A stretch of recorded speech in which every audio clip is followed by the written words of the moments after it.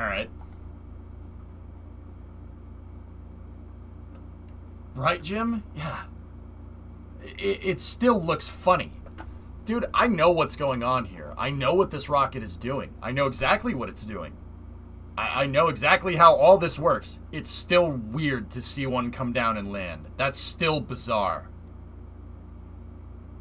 That...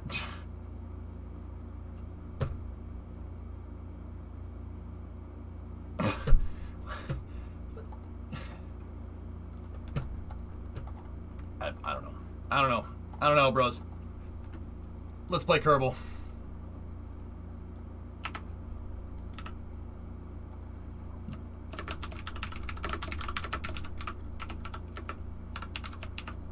It's... Dude. Super Heavy's gonna do something like that, and we literally won't... I won't know what to say. I'll probably just end up growling at it or something. I'm not gonna lie to you. I'll probably just be like... You know? That's what's gonna happen. Sorry to say. I won't know what to say.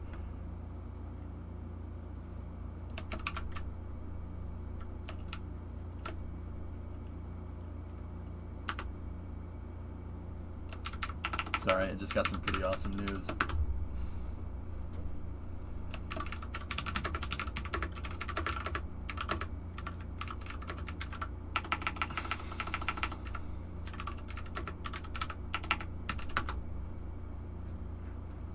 Land, you monkey fluffer! Pretty much. What's that?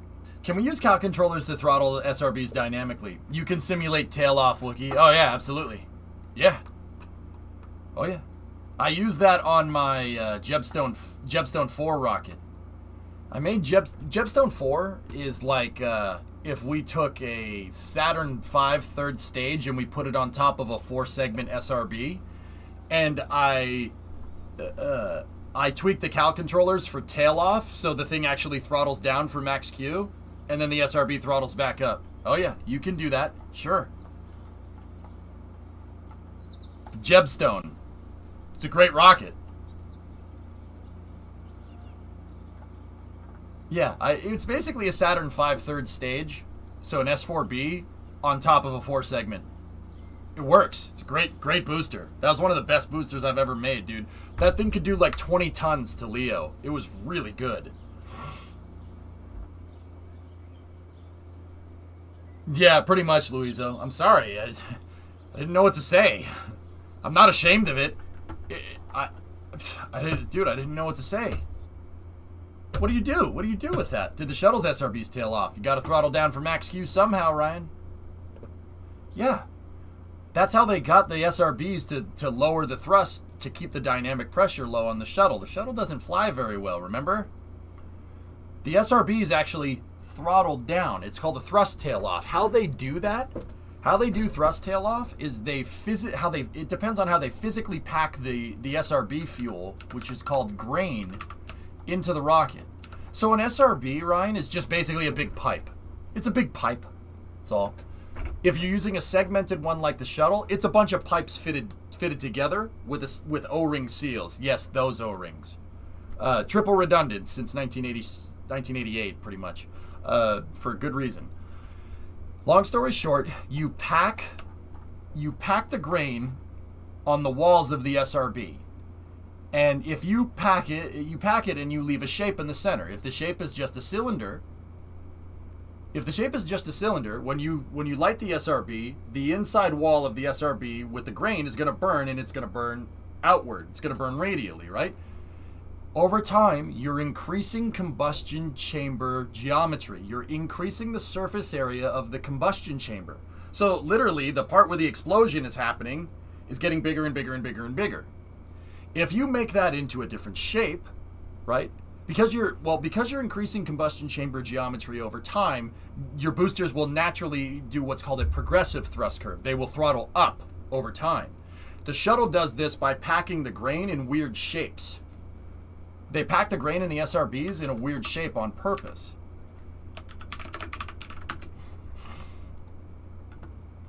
See?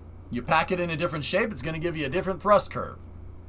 See? They use the star. Tubular is what I was talking about. rod and tube, multi-fin. This is what the shuttles look like. The shuttles look like this. Then there's the boat anchor.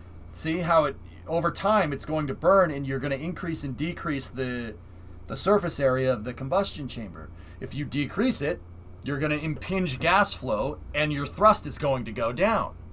If you increase it, you're going to do the opposite of that, and your thrust will go up. EJ, do you know how Starship will enter the atmosphere? Will it bounce off a few times before entering because of too much speed? Nah, Nephilim, we won't have to worry about that. Nephilim, basically what it's going to do is it's going to stay in the upper atmosphere on a very shallow descent trajectory and just slow down up there. So it won't need to skip. It's just going to stay up there, and it's going to slow down up there, and it's basically going to stall at like 100,000 feet over the landing site and then fall out of the sky and just then do its burn. Also, I got a bit of a promotion recently. I'm now a part-time article editor for NSF alongside Thomas, the Chris's, and Phil. Dude, Ian, congratulations. That's what the shuttle did, guys. The shuttle did the same thing. The shuttle did exactly that. The shuttle stayed up over...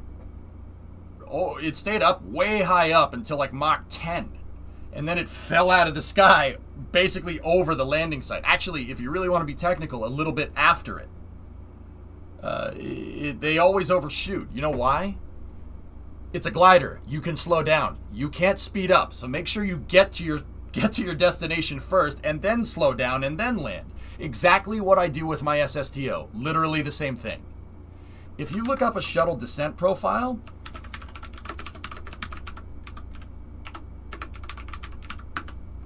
please don't show pictures of Columbia for the love of God.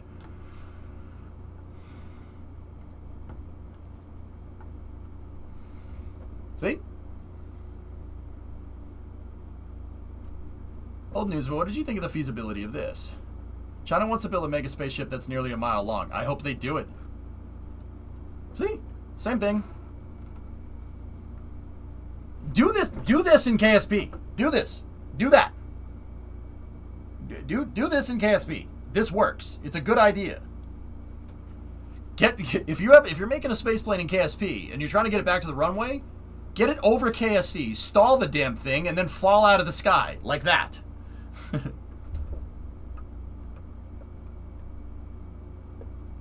No, didn't they say it will splash down in the ocean? I meant the upper stage. Starship Nephilim. Yeah, it will splash down. It's the reentry profile is not going to change.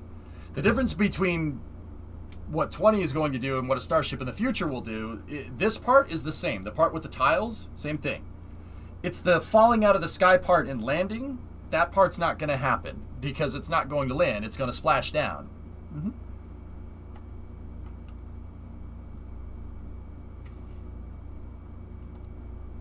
All right, anyway. Let's get to work. I got to put the gantry crane out to our refurbished launch site. So that's what we're going to do now. We've got to make sure we don't key those air brakes unless we absolutely have to. That's correct, Ryan. 4 segment. Each segment was packed with a slightly different shape to create variable combustion chamber geometry. So, you know, they throttle down the 3 main engines on the shuttle and the SRBs tail off and then they go back up.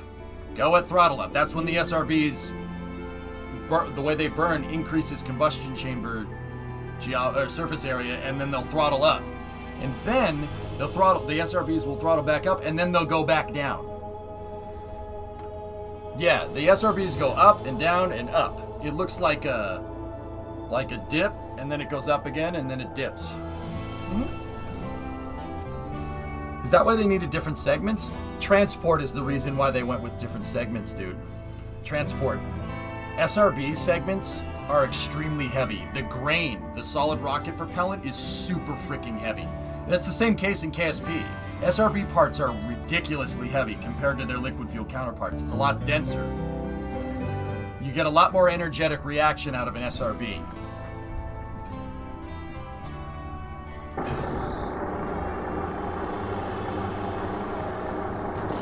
Don't mind me, I'm just going to take my gantry crane for a walk. Atlases are single case. The SRMs on Atlas, the AJ60s and the GEM 60s, single casing. They're not segmented. Titan had segmented SRBs, Titan 3. The Shuttle has segmented SRBs, and SLS has segmented SRBs.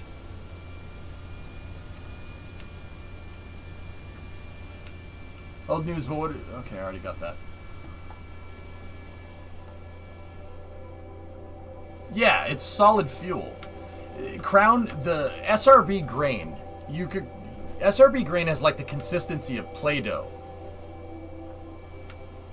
Or like modeling clay. Yeah.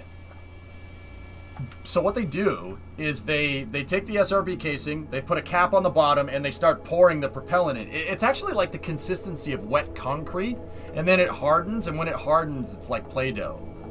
They actually have to let the SRB grain cure, just like concrete.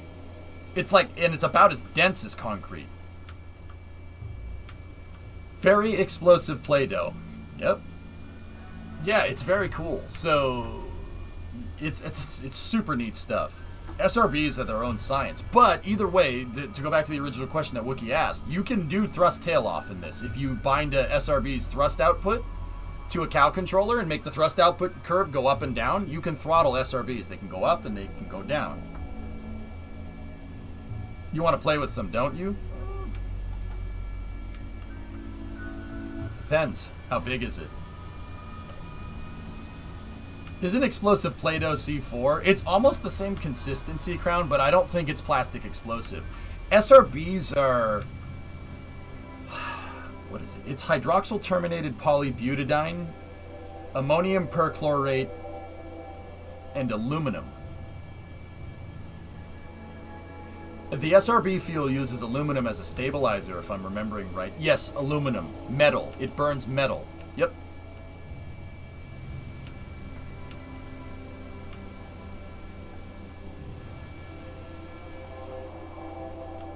I'm impressed you know that off the top of your head. That's why I get paid the big bucks, man. Sure, Rib. What's your last, man? Did you update the gantry crane to deal with the exploding problem being too tight on the pad? Well, Riv, yes and no. I didn't update anything. But I'll show you. This is designed with a lot of tolerance on either side. What was causing the clamping force? Watch down here. See the air brakes? The air brakes pushing is... That causes too tight of a tolerance. Basically, when I go to store the gantry crane, these need to be in the retracted position. I'm pretty sure that's going to fix it. Aluminum dust is one of the hardest fires to extinguish because it's very energetic. Like if you burn magnesium or thermite. Same idea. Yeah, not that far off. Distant relatives.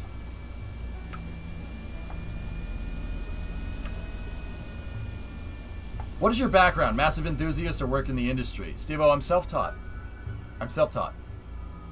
But what I try to do, and I don't do this because I compare myself to other people. I'm a spaceflight nutcase. I love this stuff. It is the coolest. Like, I love cars, but cars are my hobby. Spaceflight is my passion. I can talk about space for hours every day. I do. That's what I get paid to do, right? But what I try to do is distinguish myself a little bit more. You know, I try not to just be like, oh, I love spaceflight. The way I look at it is that if you really love spaceflight, you should really want to know everything about it. If I'm going to sit here and pretend to be some authority on spaceflight, well, don't you think I should know how SRB grain should be packed? What components it uses? How it's made? That's really important to know, don't you think? It's really important to be able to demonstrate the concepts in KSP and explain them and understand them and be able to communicate them. I firmly believe myself, you're only qualified to teach, you only understand something fundamentally if you can teach it. Teaching things and being able to communicate the ideas demonstrates a fundamental grasp of concept. So, if I'm going to sit here and pretend to be some kind of STEM educator, I'd best well know the damn rocket science behind it. And look, anybody can come here and start a stream about talking about spaceflight, dude. I get into the nitty-gritty. I get into the nerd stuff. like SRB grain and combustion chamber geometry and mass flow rate and combustion chamber cavitation, flow separation, underexpanded, overexpanded plumes. That's actual rocket science. That's what I get into. I try to distinguish myself away from most by being able to communicate the tough stuff. Everybody says space is hard. No one says why. Mission mode and what I do here is my way of showing you why space is difficult. Chemistry is something I've never even tapped into on stream, Jim. But yeah, chemistry, electrical engineering, I've never dumped into that stuff at all. The stuff we deal with the most here is orbital mechanics and mechanical engineering, and a little bit of aerodynamics. And sometimes you get into insulting my culture. I insult everybody's culture, bio, including my own.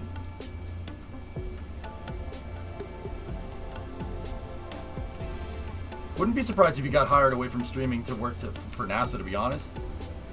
If they wanted me to, Steve-O, I would. Absolutely. There's not many jobs that would take me away from this one. There's not many. You're just jealous of the Stroop. Okay, so? Coggers. I appreciate those words, man. Thank you.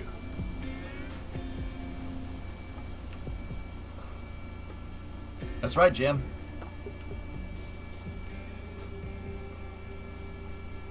Look, the way I look at it is if you can criticize everybody, if you can give everybody crap, if everybody gets crap equally, well, that's pretty equitable. Pretty equitable to me. I'm impressed. You're welcome.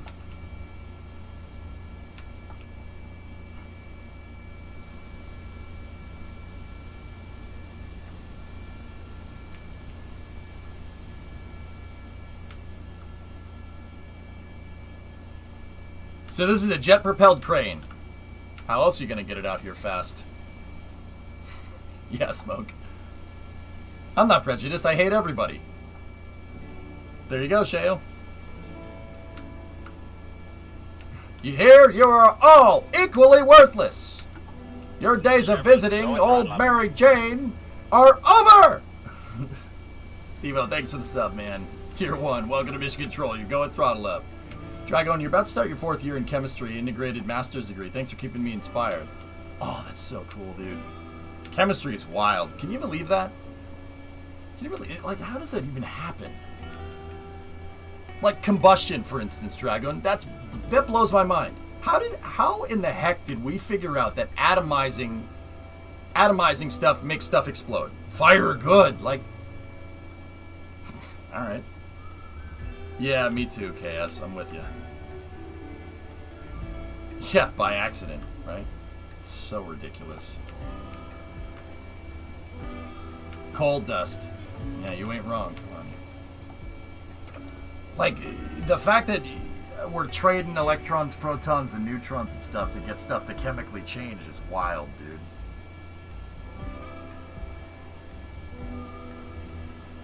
It's so cool, man. Oh, why is science so freaking cool, man? Stop it! It's fascinating. That's cool, Squish.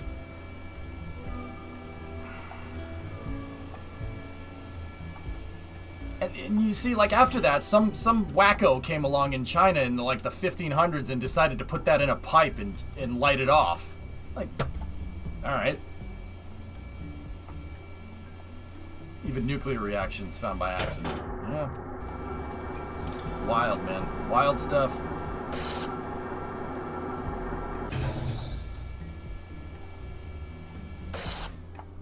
Yeah, one electron can make a difference. Dragon, that always blows my mind, dude. You can literally... You could turn gold into freaking lead if you take the right amount of electrons out. The problem is doing that is a little bit difficult. You need a lot of energy to do that. The amount of chemical reaction happening all the same time is actually mind-bending. Our world's nuts, dude. It's so damn cool. And Dragon, just like that, you know, chemistry is something I've never even dived into. But chemistry, I use chemistry every day. I cook noodles on the damn stove. That's a chemical reaction. Well, kind of. You get the idea. You use chemistry pretty much every day. I mean, you use physics every day. Like, I think of it as a disservice to not understand this stuff. Like my car, for instance. How many people take that for granted? You know what that freaking thing does? It's an explosion factory in a metal box that spins more metal to make rubber touch the ground. That's... Alright. Okay. That's freaking fascinating. Like...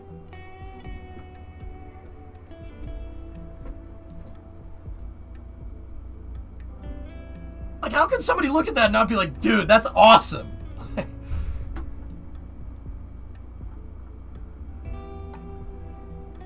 Coffee is the greatest suspension known to man. Changed my mind. Yeah, right.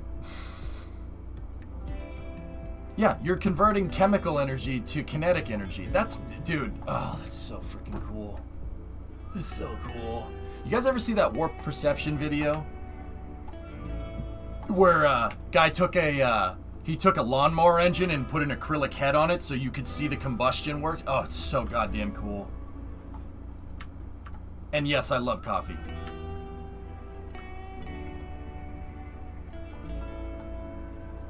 Dude, I can't get enough of this stuff, Dragon. I can't get a freaking enough of it. I love it. Like, it's a disservice to not learn this stuff. It's so goddamn cool. Internal combustion engine, suck, squeeze, bang, and blow. Doesn't matter if it's a rocket engine or a freaking car motor. All the same. They're all combustion engines. Okay? Crane is set as base. Alright. Lock that out. Lock 1, lock 2, lock 3, Loch Ness Monster. Yeah, Destin's video with the carburetor NX. Seeing the gasoline come up through the jet and then just atomize because of the gas impingement. Oh, that's so goddamn cool. I can't get enough of it. Like, this is the kind of stuff that keeps me going, man. That's the kind of stuff that keeps me going, dude. It is so damn legit. Yeah, the carburetor video is awesome.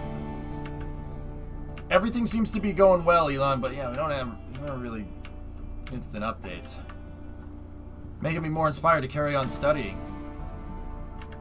Dragon, I'm addicted to learning, dude. I'm addicted to learning and understanding new things. Dude, the dopamine hit that you get from that, unbelievable. It's the best feeling in the world, learning something.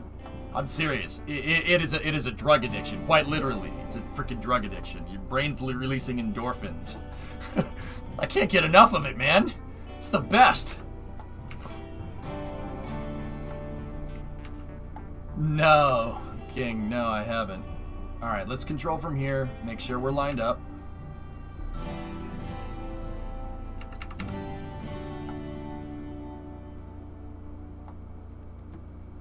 Yeah, Chief, isn't that crazy?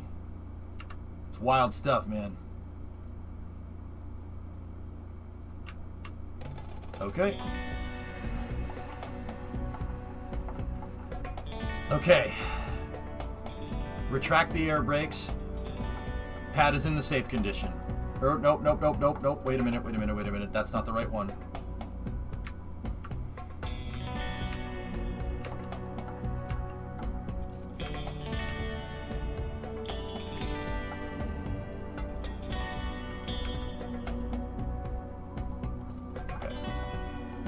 Now retract the air brakes. Okay, now we're in the safe position. The next thing I'm gonna do here is go into my gear action groups, and we're going to unbind all that. There we go. All right. So I transferred all the fuel out of the other broken pad before I put it in this one. So we should be good to load the SSTO on here and launch it. Oh, okay, King.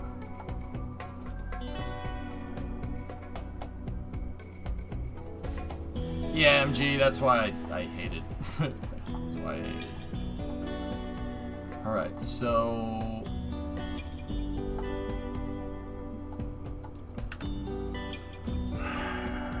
How did this pad spawn so far away? Smoke, it has landing gear on it, and I rolled it out. It's a jet-powered pad, along with a jet-powered crane.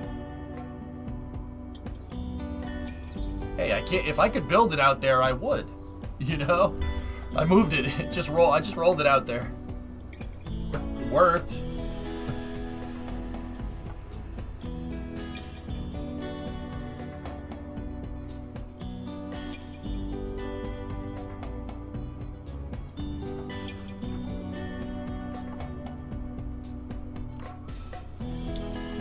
The wife's Tesla broke a rear main seal after 700 miles, so there's a $2,100 repair. But rear main seal? Teslas don't have a rear main.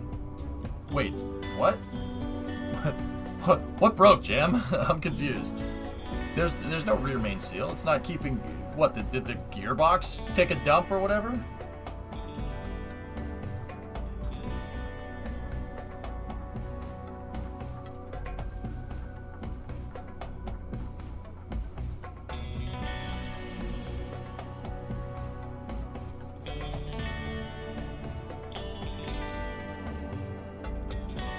Sounds like the gearbox took a dump, dude.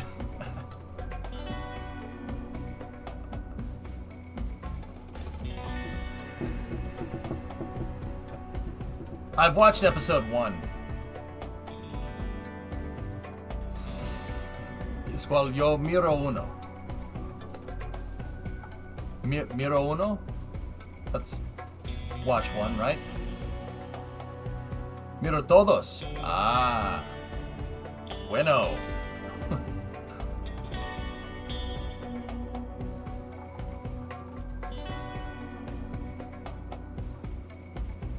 Alright. Yeah, it sounds like the gearbox took a dump.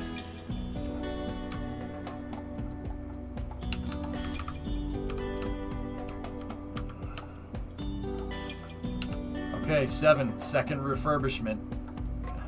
7 is the only one I have left in the fleet right now.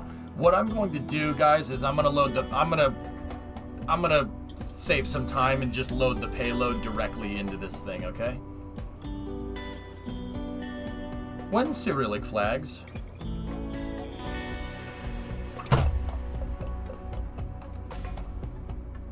Well, Jam, if it's leaking oil, that just means there's oil in it. When it's not leaking oil, that's when you got a problem.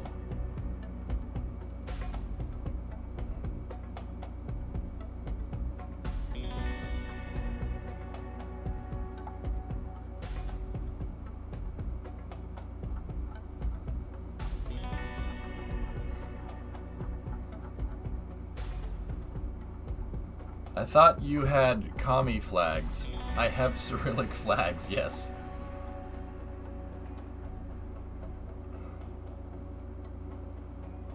You know, John, you know that Cyrillic's been around a lot longer than communism, right?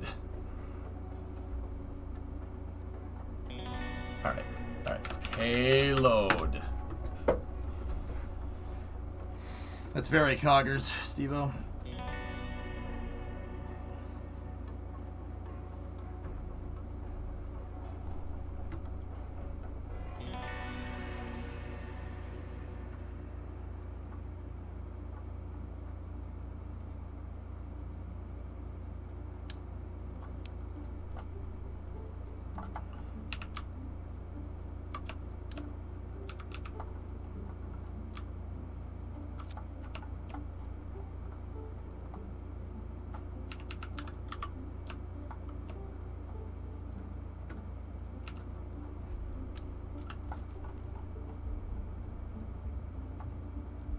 Alright, let's do this.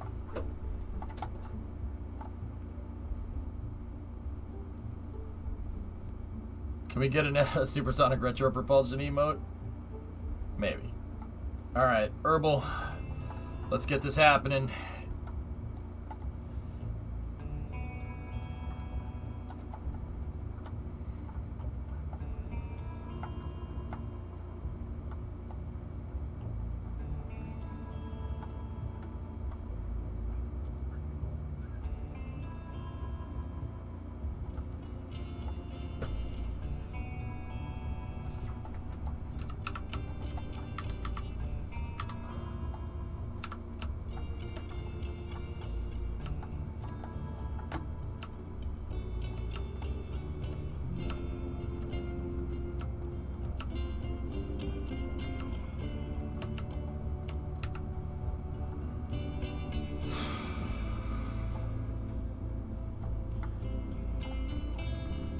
Does the payload have a thermometer?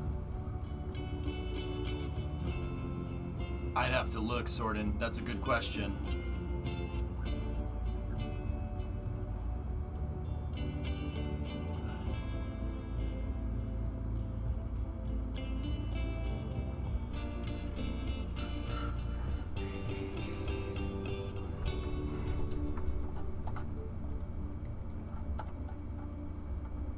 Yep. We're good, Sordin. Poyechali. Joshi, g'day, mate.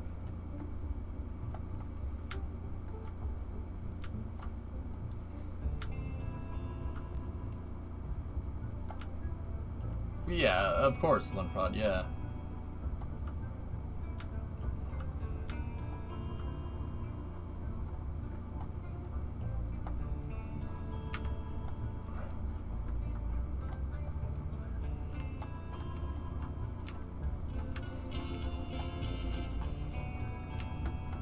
Landing gear friction is fine, dude. I would already know if it's gonna break, if it was gonna break.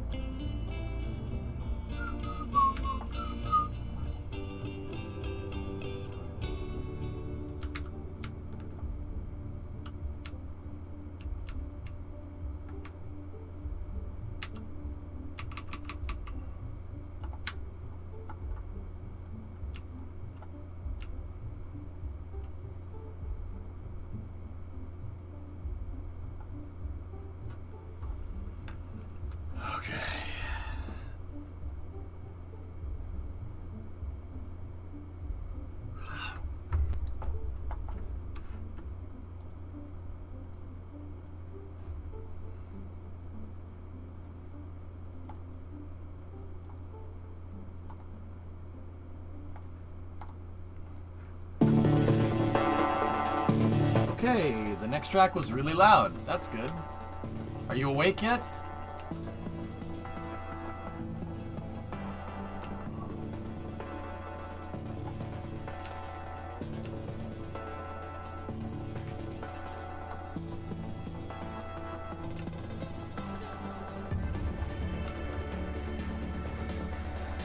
You thought an ad popped up? Oh god, I hate it when it's louder volume. It's so annoying, dude. Sorry about that, guys.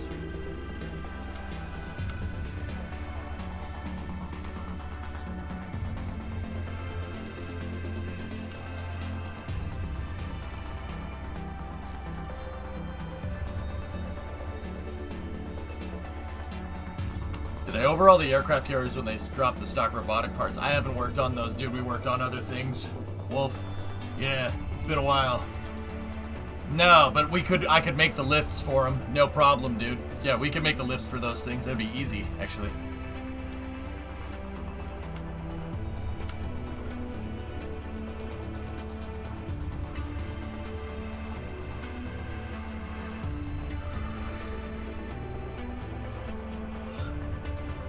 Do you have to refuel in orbit to get straight to Minmus? It has a satellite in it, dude.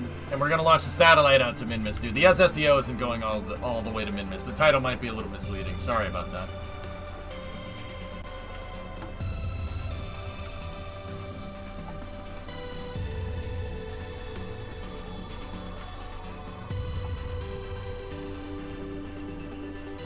It's like the satellite is an upper stage in here. See? It's got a little engine in there.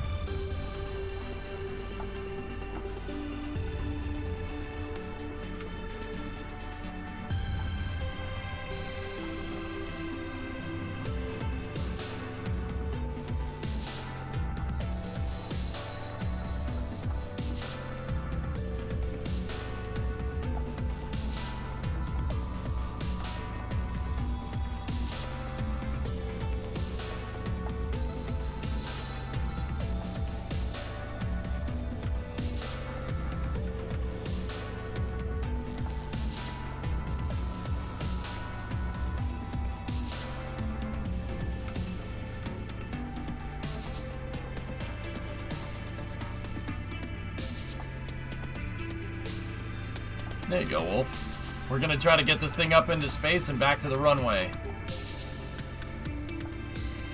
Have you ever tried putting a station in orbit? Nephilim, I have a station up there right now. Dude.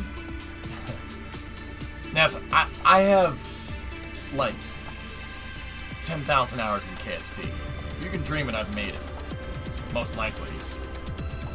I made all kinds of stuff, dude. I've made stations that are bigger than that launch pad in space before. And hopefully, in mission mode, we can get back to that point.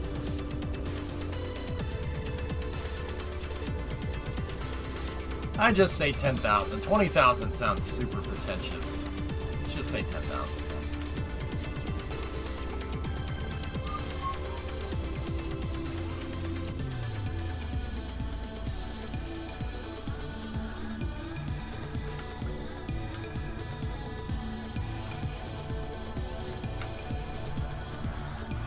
This is the jams, dude.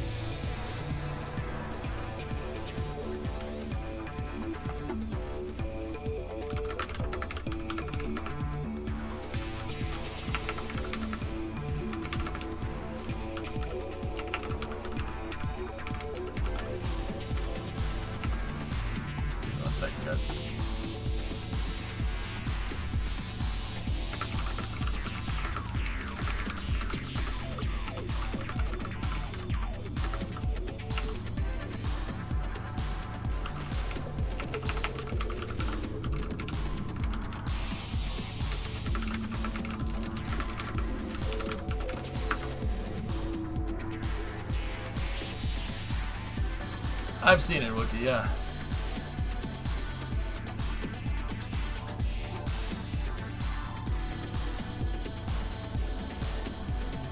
Ah, Forlorn.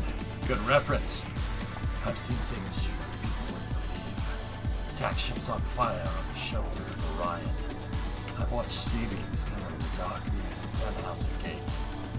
All those moments were lost in time. Like tears in rain. Time to die. Roy Batty. Good movie. Oh yeah, Chief?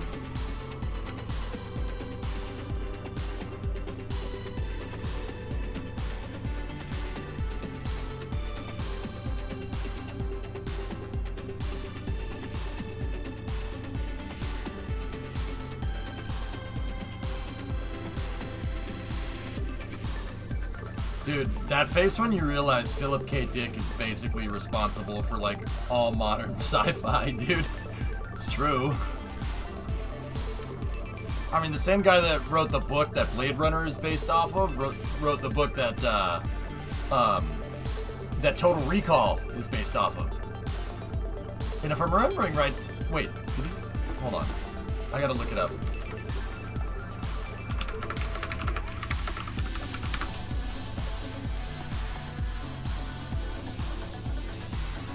Yeah, and Man in the High Castle, dude.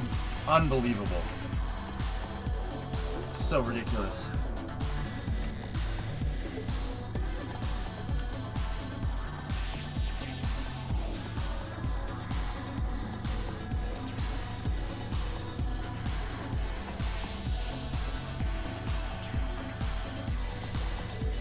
Do androids dream of electric sleep?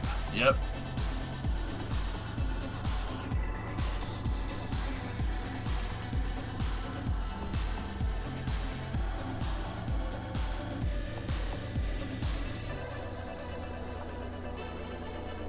Yeah, it's electric sheep, not sleep, sorry. Well, do they, Buck?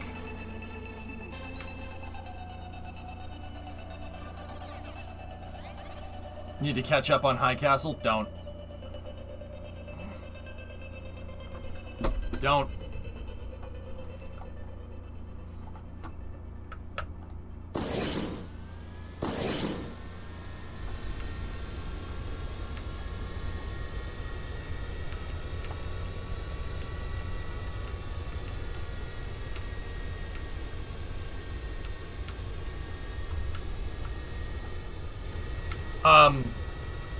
I guess you should watch for yourself. I guess you watch for yourself They... What's the right way to put it? They Mass Effect 3'd Man in the High Castle. Yeah, that's the right way to put that.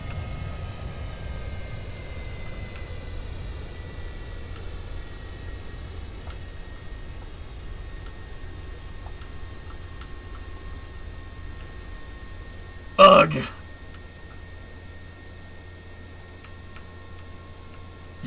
Yeah, that's the right way to put that. Is this a new one? Yeah, the other one is in pieces over there. This is 7. This is the actually, in lore, not in practice, this is the same one that got stranded in space.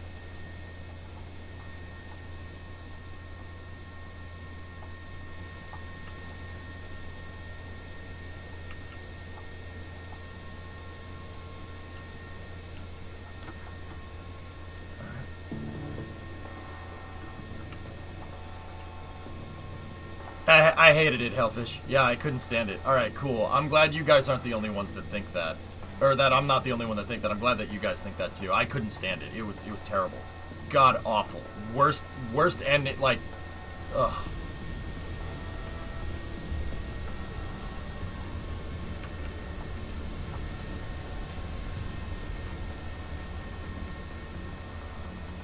Discovery, go and throttle up.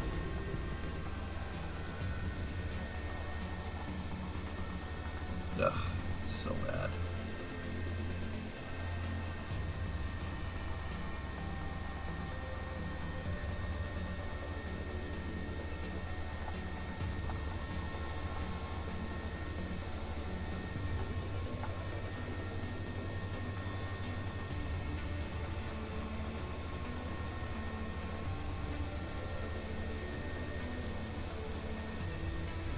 These are the alignment brackets.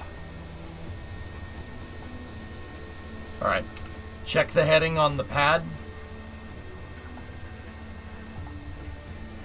Heading is 270.1, pitch is +7. We're still a little bit misaligned here.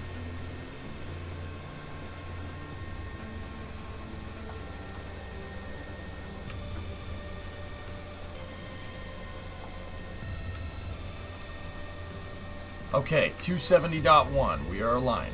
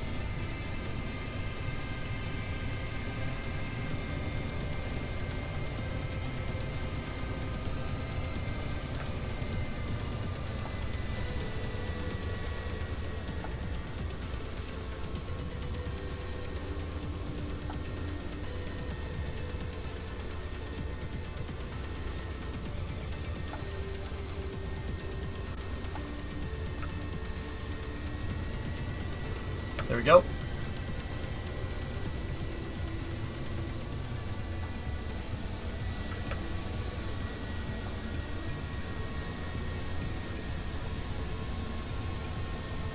A to 270.2. Within nominal alignment. We're good. Undo the jet truck. Actually, let's lock in the forward attachment strut.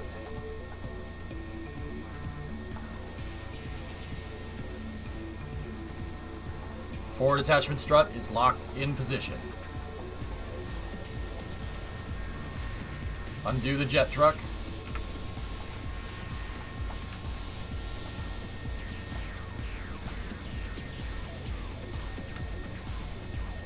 Can I show you the store page?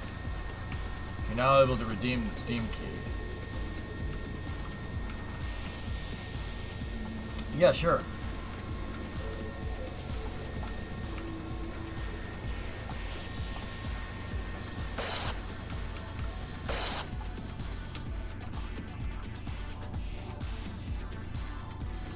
You can link it here, that's fine.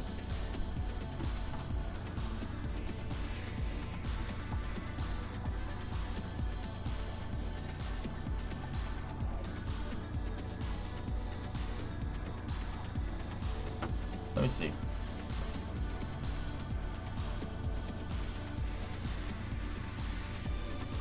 Oh, this little guy.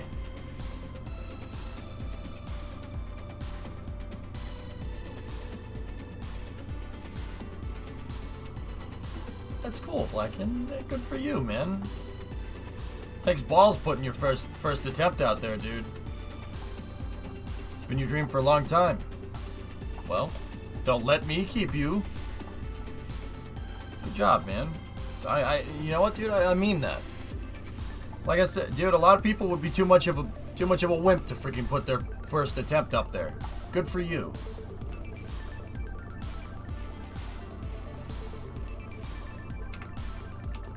I know when I was your age, I probably wouldn't have done that. I would have been like, no, we don't need to do that.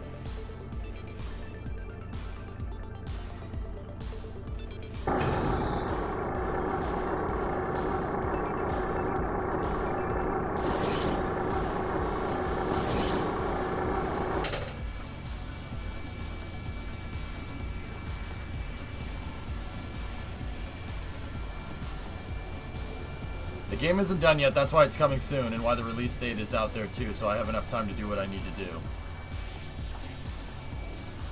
Get it done, man. I expect to see a follow-through with this project. If you're in here in 6 months and that thing isn't done, I'm gonna be a little annoyed. Don't keep me waiting.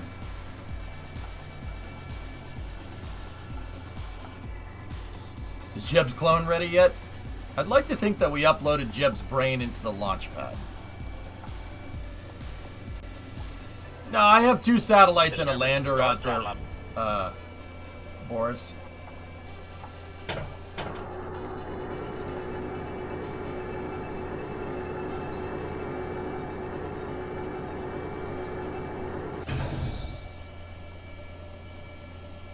Why are VTOL SSTOs way harder than spaceplane SSTOs?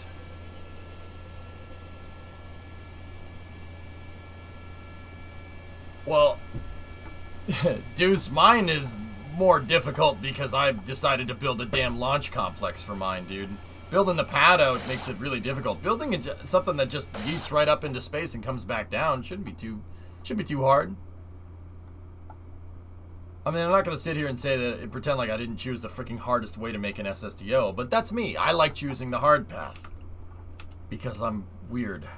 I don't know. I like doing things this way.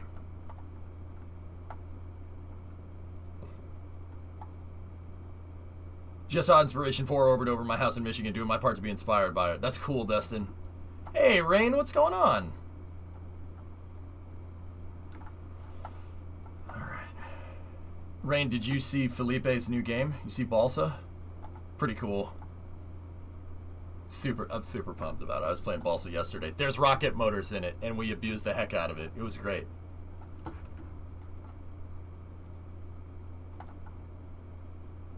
BPS.space. Dude, you linking Joe's website up?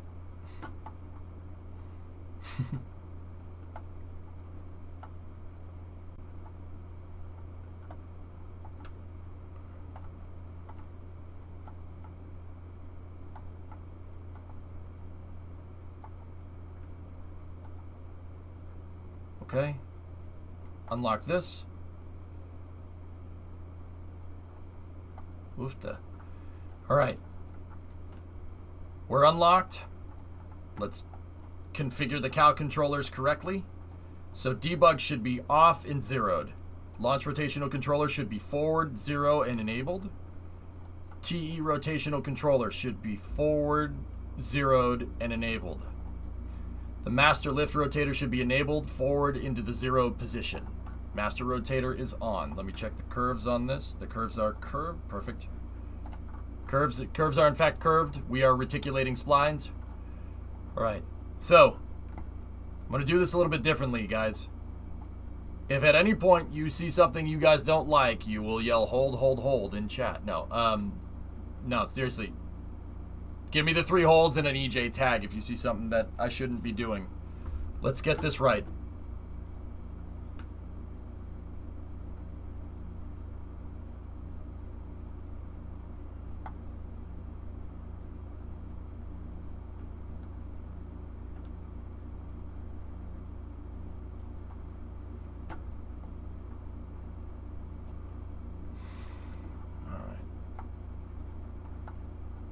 We are go to put this thing into the vertical position. Let's do that now. Get a control from here. Control from here. We're at -1,271, roll 0.2. That should be fine. All right. Let me make sure I set that to 120. Doing it slower is better for the equipment. Can we get launch operation sunglasses?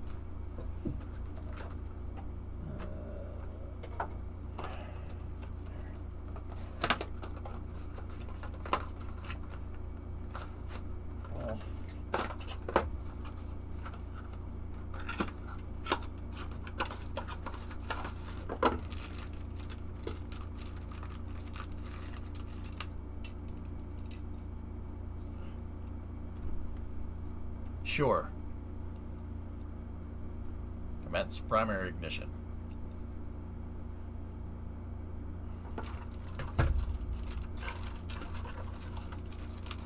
Ooh la la!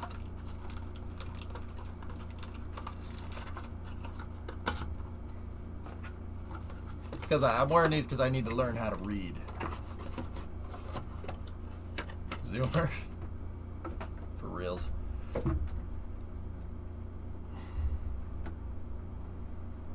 All right, let's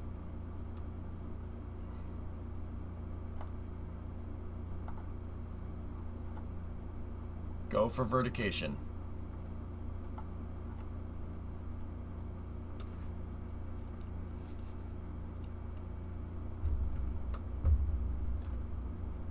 Man, everything's so bright with these damn things on.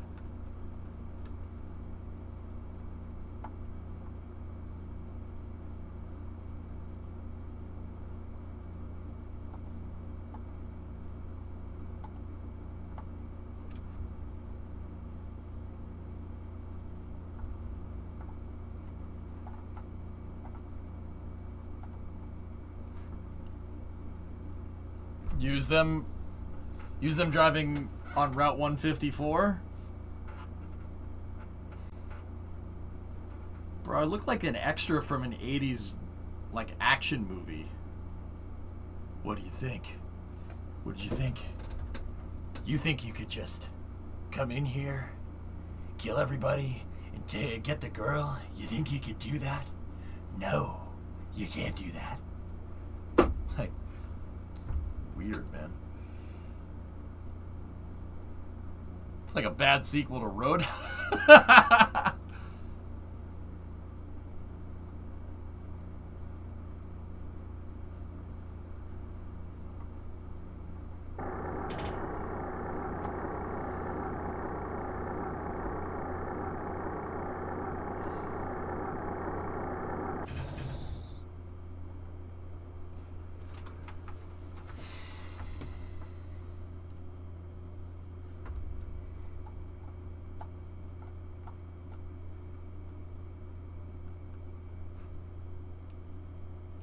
Alright, I can't do that. We're done. We're done with that. Alright, mate, we're done here.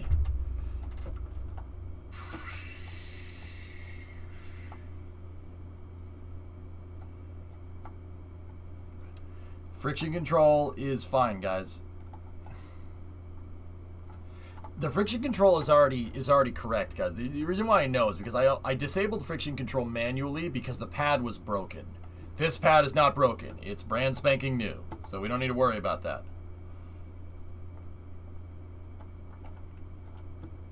Control surfaces? Now that's what I'm talking about. Alright, the control surfaces are locked out. Set this into the 9 position. Okay, we already did that. I loaded the payload. I loaded the payload because this is a rollout. This is the first rollout of 7 after it was refurbished.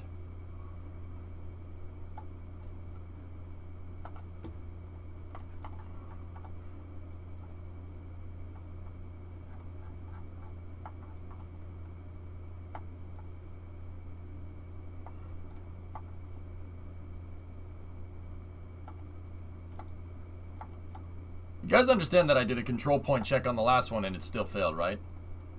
The vessel hierarchy was off. It had nothing to do with control point.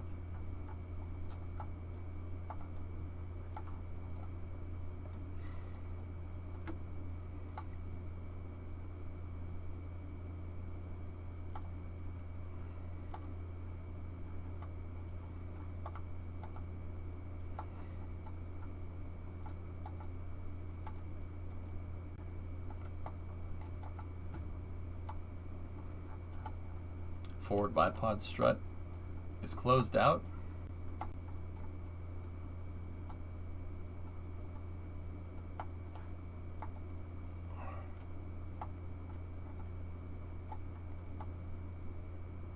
Okay. Vehicle's in the upright position. So let's go down in here. Reset Cal controller for launch configuration. Launch table should be closed out in the reversed at 60 position. Transporter erector should be in the reverse 60 enabled position. Master controller disabled should be in the forward at the zeroed position. That's the configuration for launch operations. And that precludes the next operation here, which will be TE retract.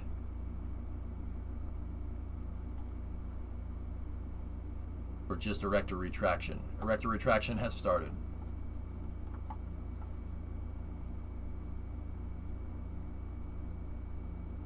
The next step here will be to close out and lock the launch box.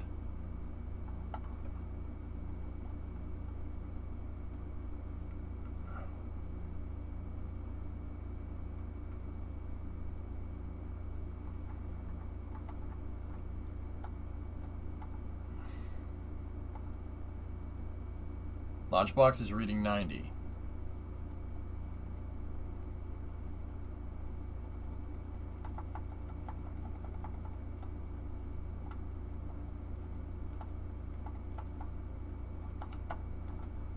Okay.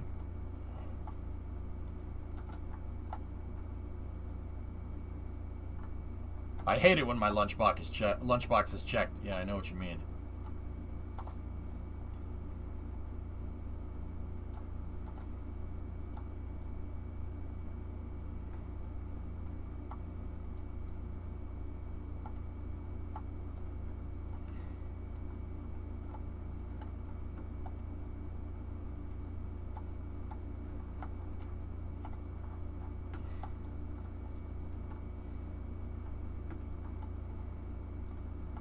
That's right, PP.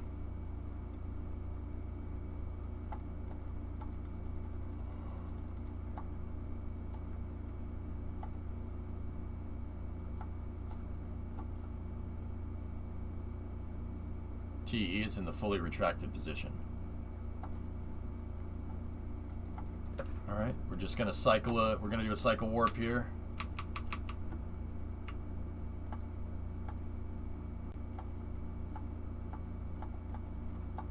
Make sure we close out all Cal controllers here. T is in the retracted position, should be in the forward at 0 position. Perfect.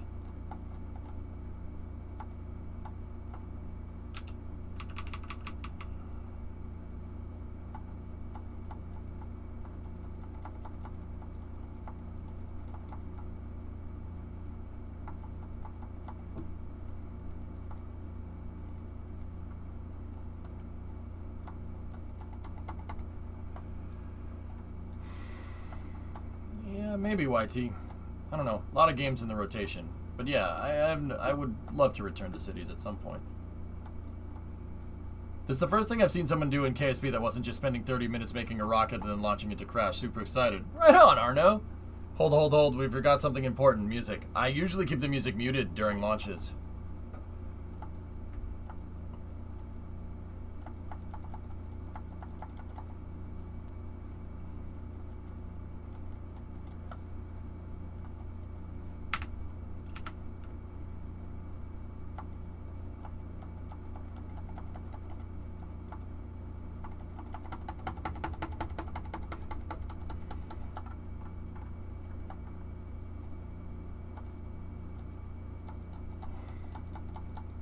Nothing is locking.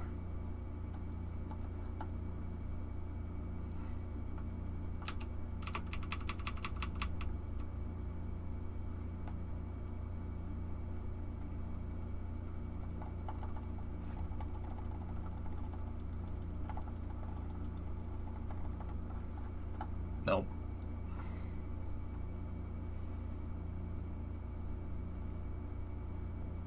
Cause? I'm not sure.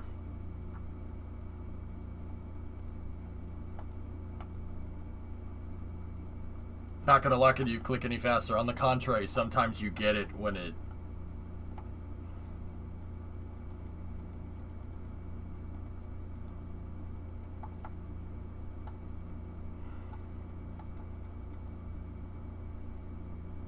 Hey, Gravy Man. What's going on? Alright. We gotta leave scene and come back. Sometimes that fixes it. What happens if you can't lock those? So, the launch box is on a hinge, YT. So if this is my pointer finger is where the pivot point is, right? The thing pivots like this, right? If I don't lock that hinge out and we go to launch, basically, we'll go to fire the engines, and the hinge, because it's not locked, we'll turn the entire thing and the SSTO will go off that way instead of going straight up. Yeah, not what we want.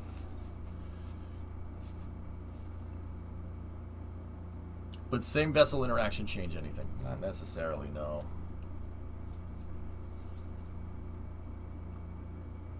It doesn't have to be closer to 90, dude. It just has to be not... You see how it was going between 89.7, 89.8, and 90? It was like going back and forth. That means something isn't aligned, something bent somewhere. I'm not exactly sure. It could be 1,000 different things. Have Kerbals place struts, which is a temporary solution, and that's a band-aid fix, man. I don't want that.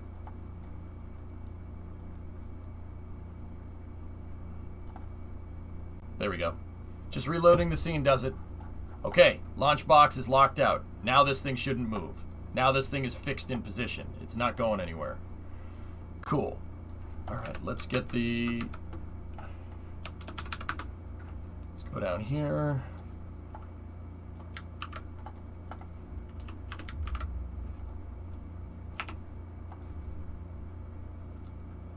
Probodobodyne squared B.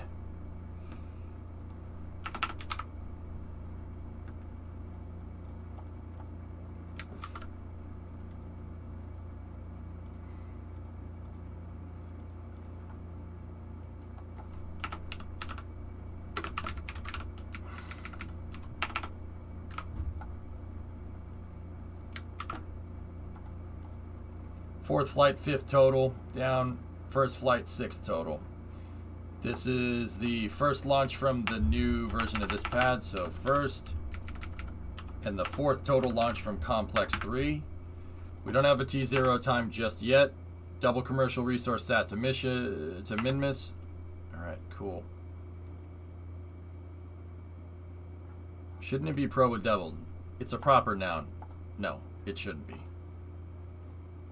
We could call it Bananarama for all I care.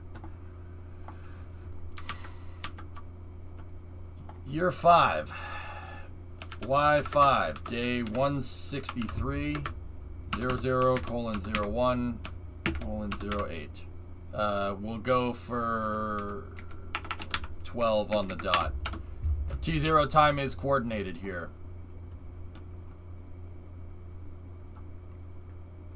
What about the notes? You saw nothing.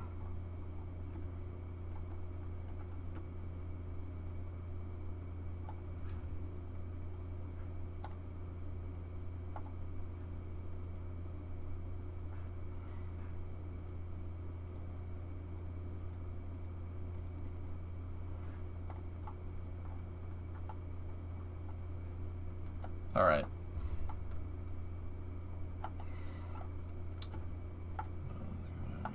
Set that like that.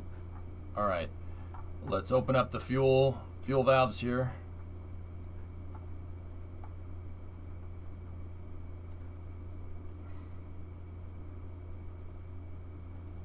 Fuel valves are open. Let's get the fuel tanks up.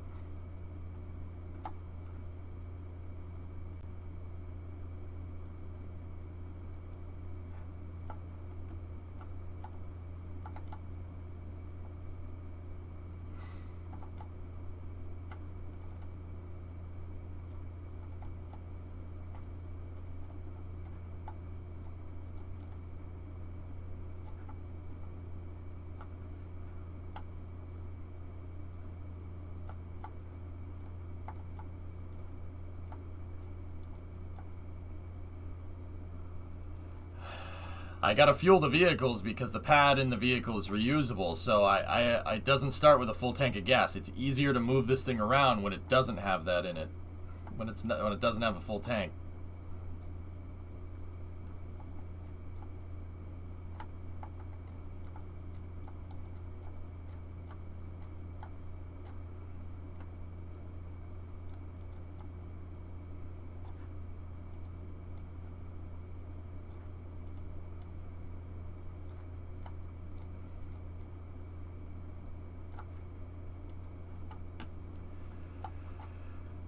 All fuel tanks are picked up.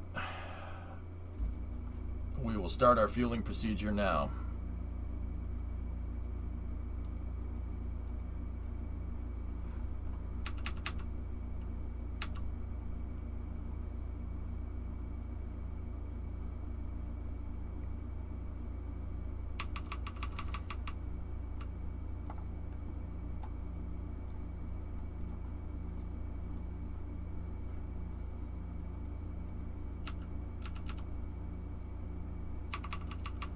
Vehicle is fully fueled and ready to go. Closing out fuel tanks now.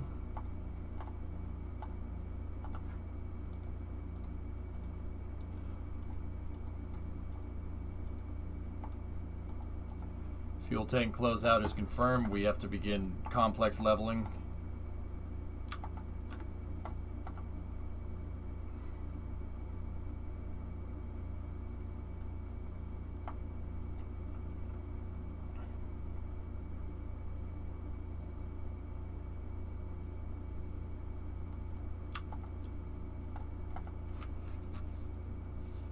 T-minus 2 minutes and counting. We are moving up on engine chill down here momentarily.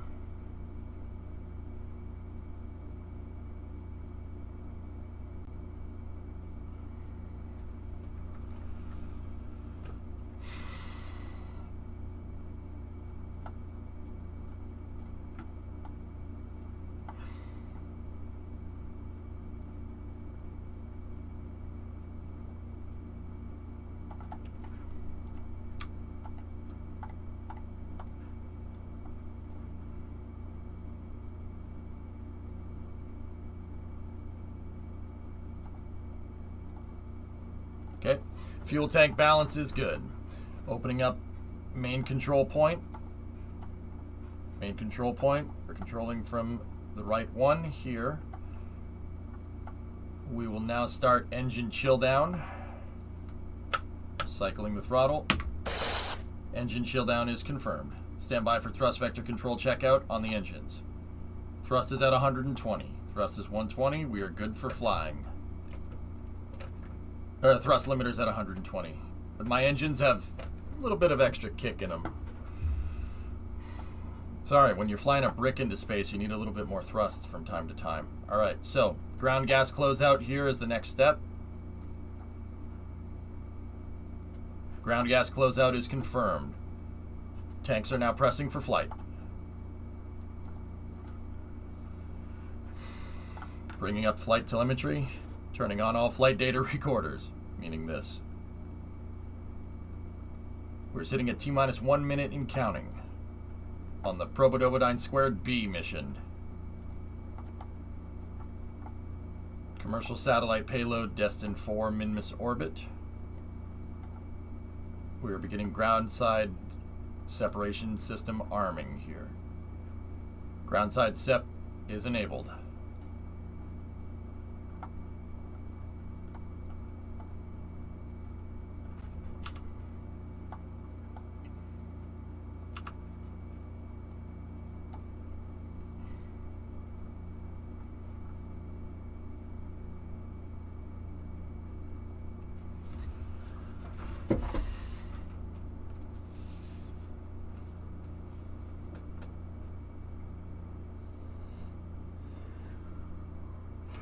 T-minus 30 seconds in game. Rock, report range status. Status check.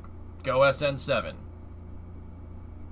Go RTF. Go Probodyne squared B. Clear to proceed with terminal count. T-minus 25 seconds in counting. 25 seconds in game. Simulation time gets a little slow. Go for auto sequencer start. Onboard computers have primary control of vehicle critical functions.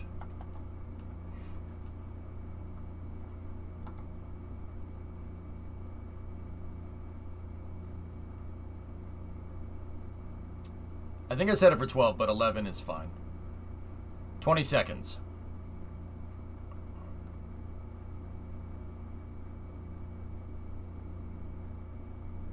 Discovery, go at throttle up. T-minus 10, 9, 8, 7, 6, 5, 4, 3, 2. Go for main engine start. 1.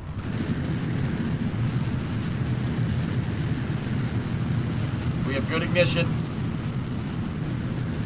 And a liftoff. Liftoff. Probodyne squared B mission on SN7. Return to flight for the K-33 program. No roll program is needed. Vehicles now pitching down range.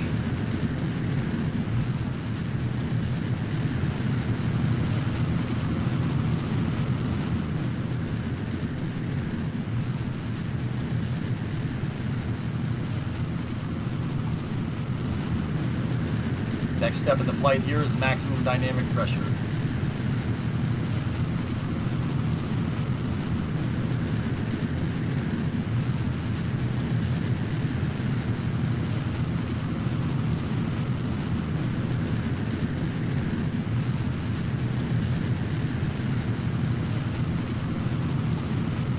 Dynamic pressure is at 6.8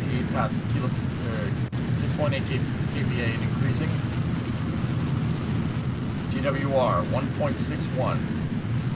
Accelerometer 1.1 G.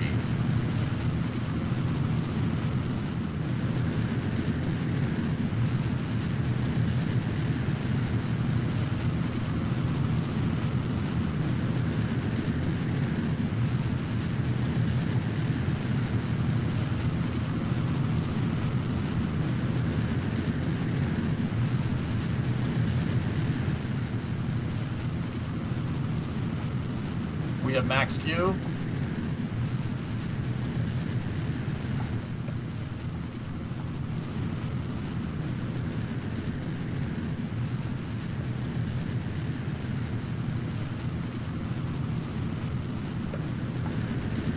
Everything's looking good here. Trajectory is nominal. The next step in the flight here is engine throttle down. As we make our way into the upper parts of our ascent here.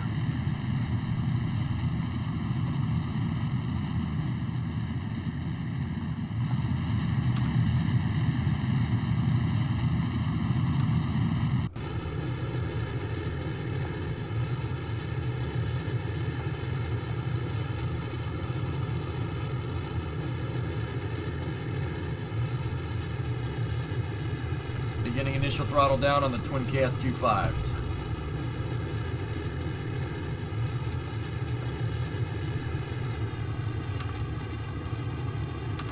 Everything's looking good here. Engine throttling back to 50% rated.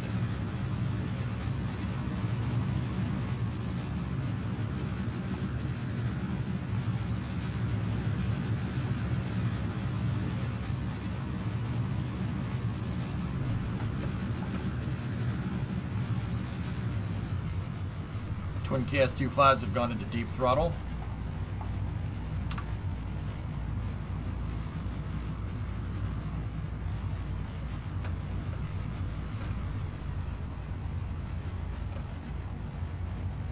Deep throttle mode on Twin KS25s.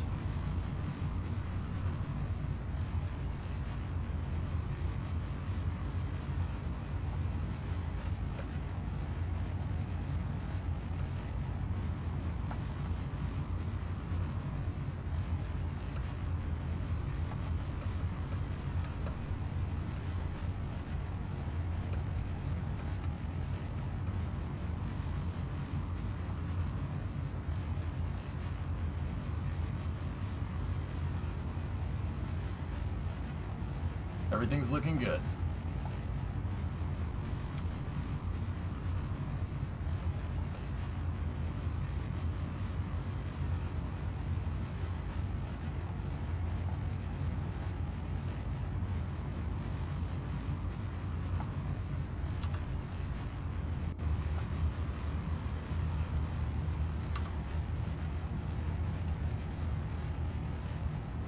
Crossing 1900 meters a second. Everything looks good with our ascent here.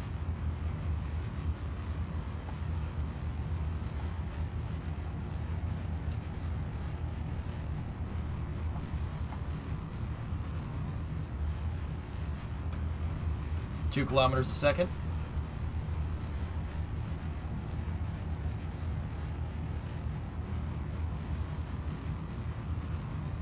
Stand by, press for Miko.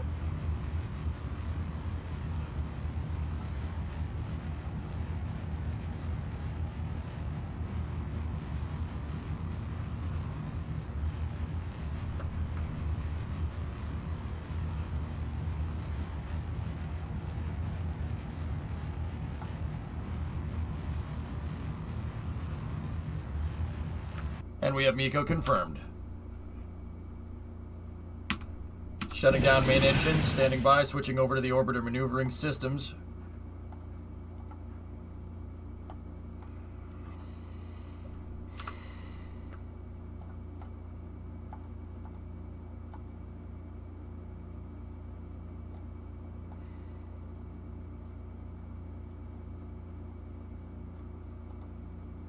We have a 69 nice meters a second burn here. We should activate the engines here at T-minus 10 seconds till almost 1 ignition. Twin orbiter maneuvering engines here.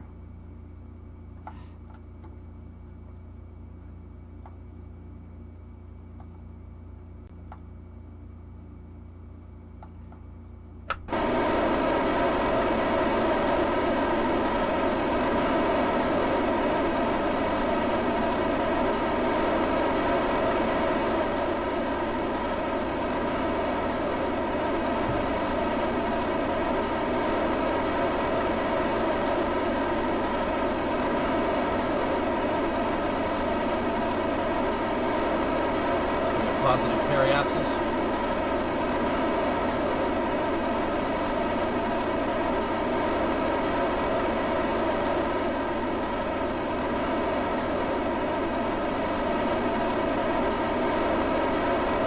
That was yesterday, or 2 days ago, Kyron. How have the flights been? I crashed 10 the other day, but 7 is working just fine.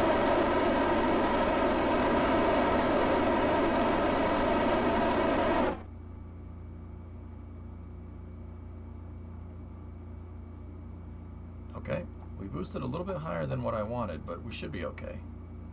Let's do another ohms 2 burn here to push that periapsis up to 85.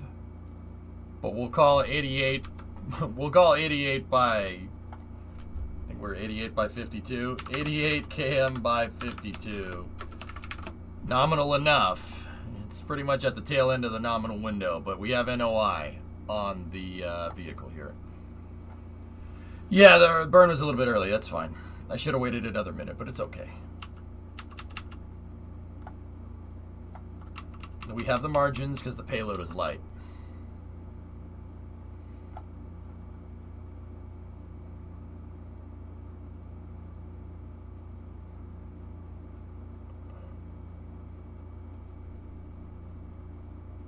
Stand by for the ohms 2 burn for circularization.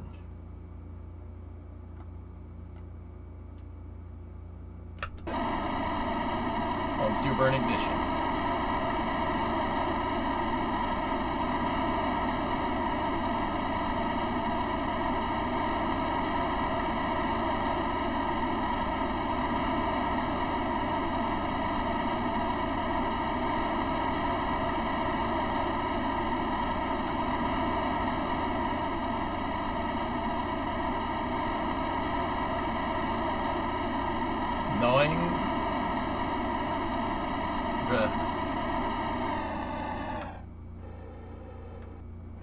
Okay, stand by. We'll do the ohms 3 burn here at PE to lower us to 85.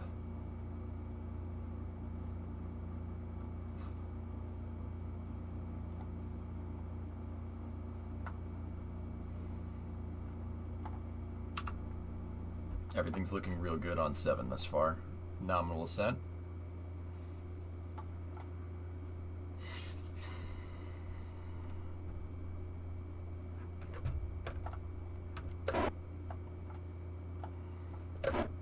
Forward RCS ports are working.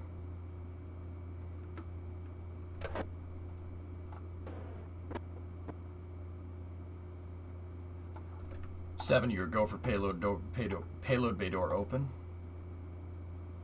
Payload bay door open is nominal. Hey Nomad, what's up, dude? How you doing? Stand by for the ohms 3 burn.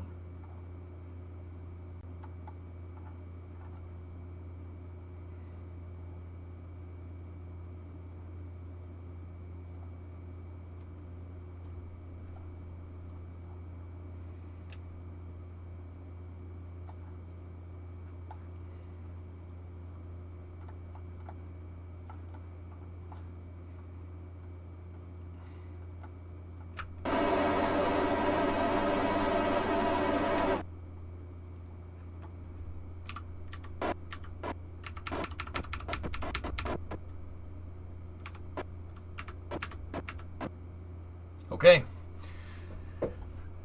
Shutting down orbiter maneuvering engines. Tune me.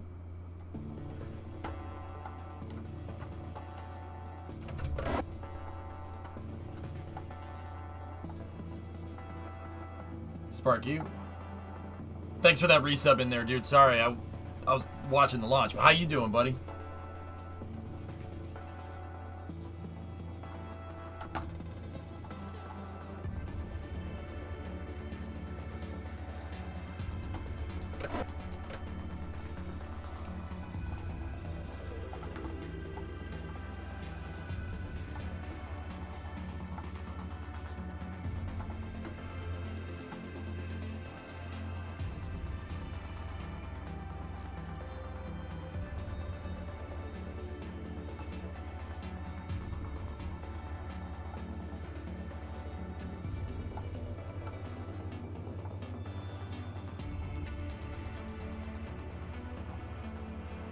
I didn't disconnect the attachment struts here.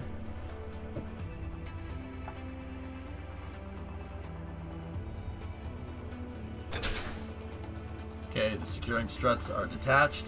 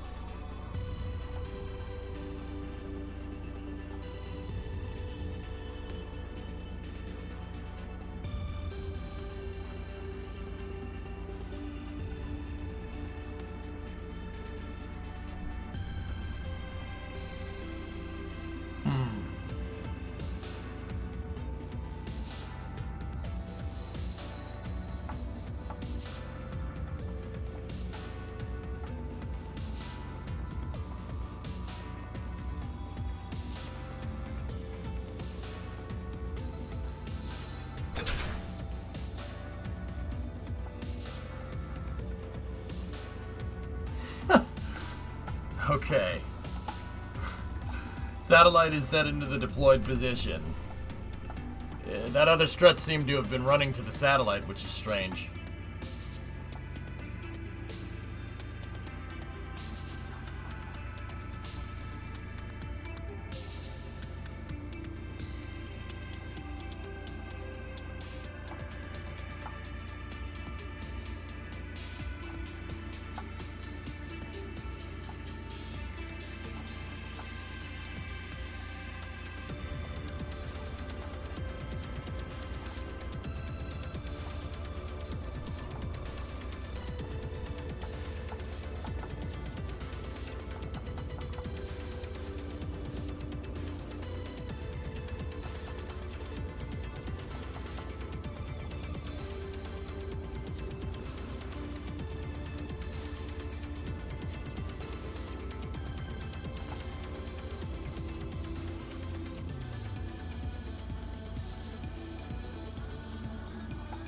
Just dialing in a potential maneuver here.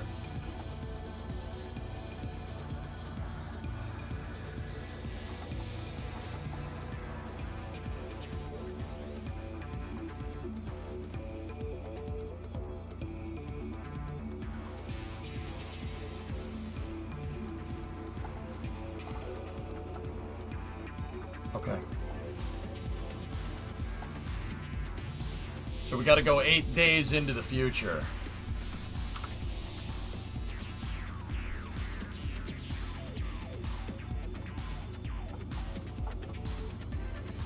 That's fine. We can deploy the satellite, then we'll bring the SSTO down, and then we'll get the satellite out there.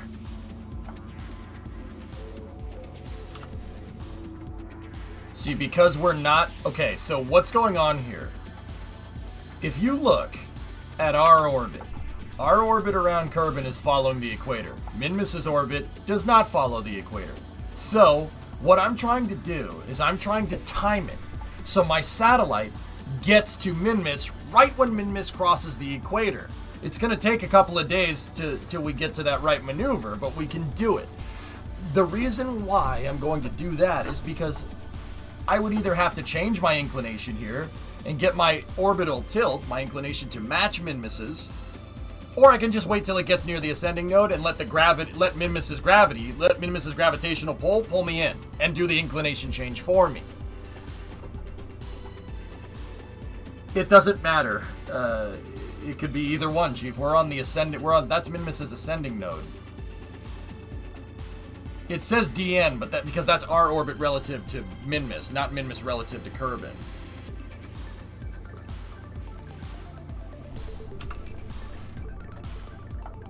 Okay, stand by for satellite deploy. We're go for sat deploy on time.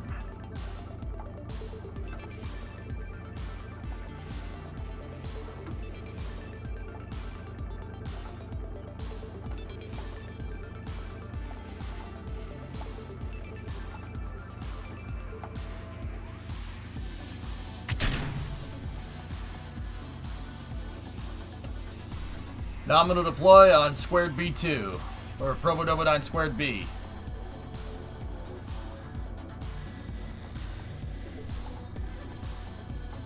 $841.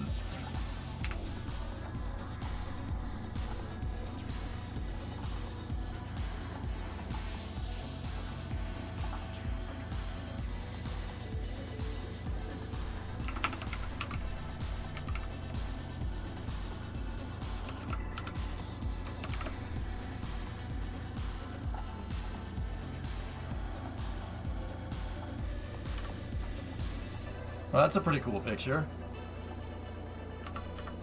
Alright, let's dial this thing's maneuver in. I gotta remake it because I separated.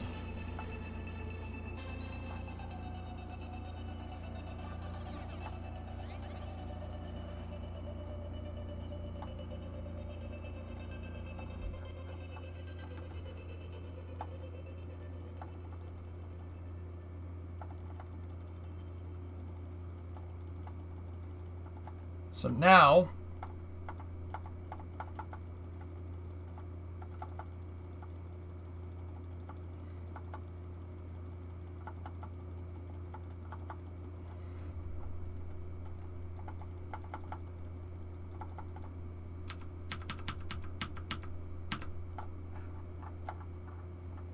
So these orbits, the target orbits that we're trying to get into, are retrograde.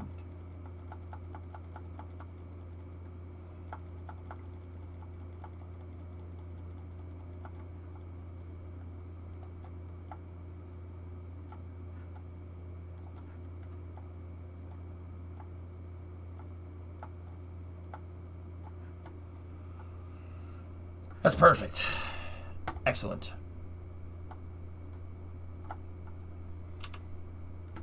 Okay. So I'm going to deploy the scanner there so the satellite solar panels can charge its batteries. Scanner is deployed on the sat. It's a contract mission, Early. Okay. Retract the dispenser. Retracting the dispenser. All right. Let's dial in a deorbit burn here. Should be about...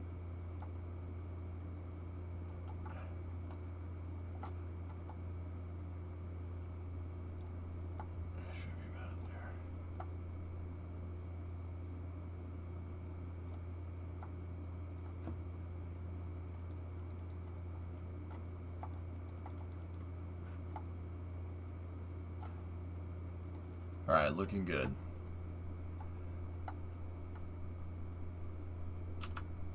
Sounds good, Nomad. Bull crap, you can be my wingman anytime.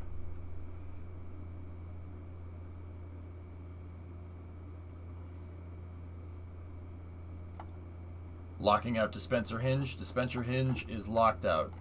We have full electrical charge. 22 minutes on the deorbit burn, or 22 minutes till the deorbit burn. 7, you are go for payload bay door close. When opening up the solar panels, increase drag and up the delta V requirement to get to Minmus. Well, above 70 kilometers, Fatal Owl, we're in space. There's no aerodynamic simulation above 70 kilometers, so no. In real life, yeah, probably. In real life, sure, yeah. Not in KSP though. Nah, Kerbal's good, but it ain't that good. But good thinking. Your mind's in the right place. That's how it would that would happen in real life. Yeah, exactly. I deployed that to expose the solar panels because it's going to be up here for a second. I don't think the batteries will last that long.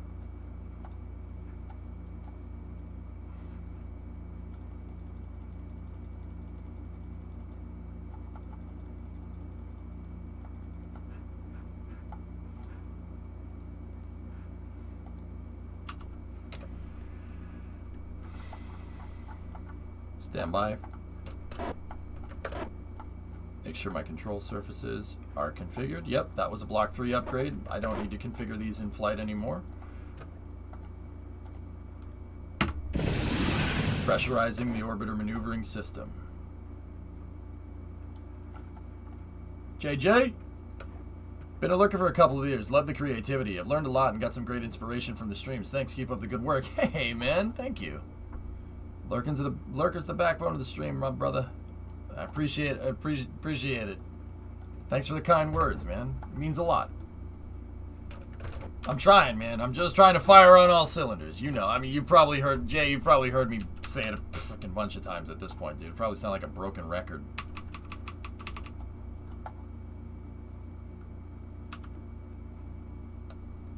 But thanks, man. All right.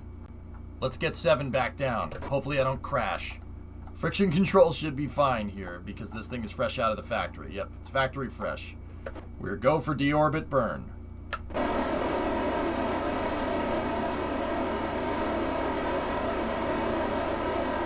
Malachi? Along the lines of that principle, I'm sure you've seen some of the satellite tail kite propositions for deorbiting old sats. Yeah. You can do that if you decrease ballistic coefficient enough with satellites. Yeah, they'll deorbit eventually. They'll decay. Sure. Totally could be done.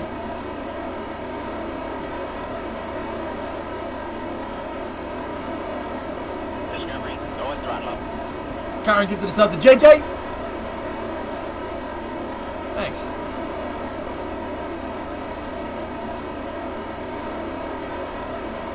They do that, Jay. I'm sure you've seen it. But now you painted a target on your back, man. You know?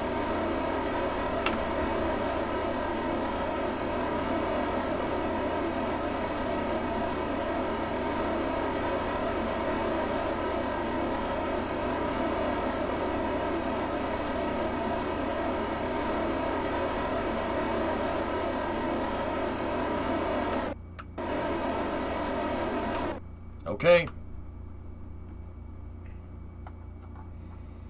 Discovery, go at throttle up. Yo, Nomad. Gifted 3 subs. Thanks, guys. That's some September stuff right there. All right. I'm gonna get this one back to the. I'm gonna get this one back to the runway. So set that into the deployed state. Pitch on. We'll place that window over there. Switch to YPR input control overlay right there. Elevon 5. This should be set to roll controls. This one over here is our speed brake control. Let's check. Enable yaw on that, and then we should enable the deploy and make sure that our speed brake works. Yep. Speed brake, set that to the zeroed position. The next thing we need to do is go in here, get the cow controller body flap pitch control up. Body flap pitch control we should set to 3.5. Make sure that the body flaps are working. Yep. System is pressurized. Everything is working. Oop. Or we could just get rid of it, you know.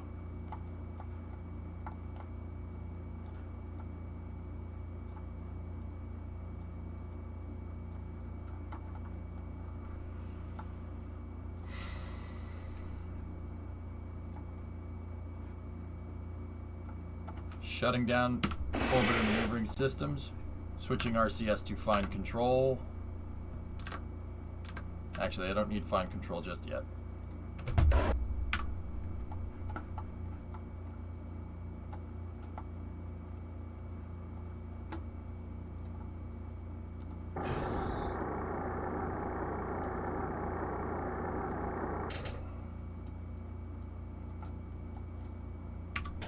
Friction check is nomino.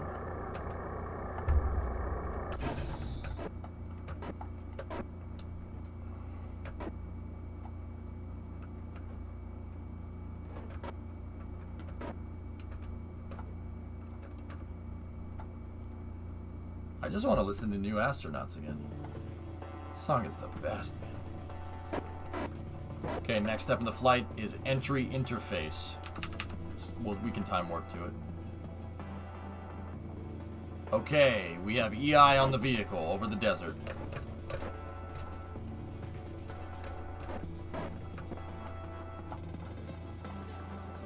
Hey, X, what's going on?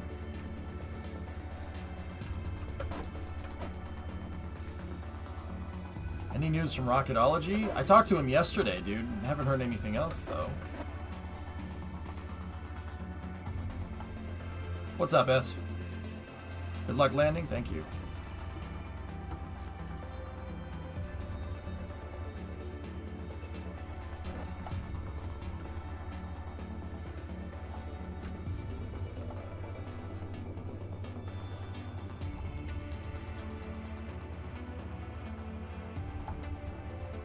Is re-entry considered a decaying orbit?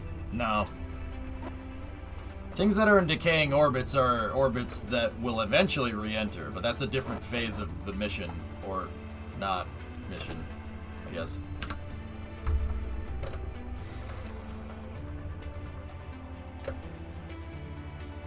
Gear is good.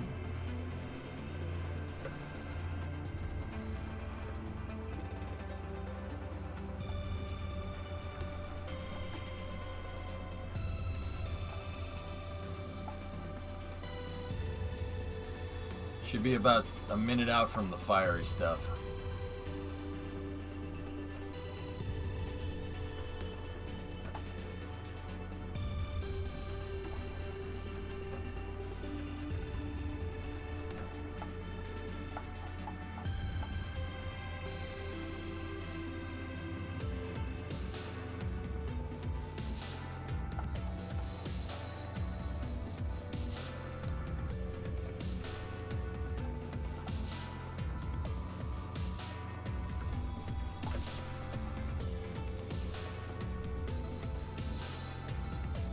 Everything's looking good.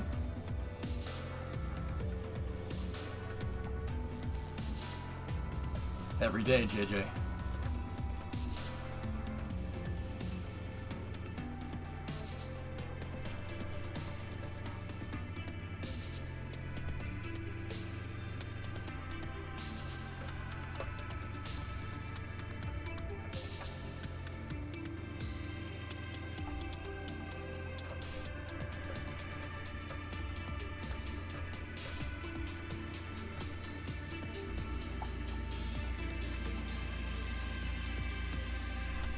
Thermal imaging. Starting to get some heat build up on the nose.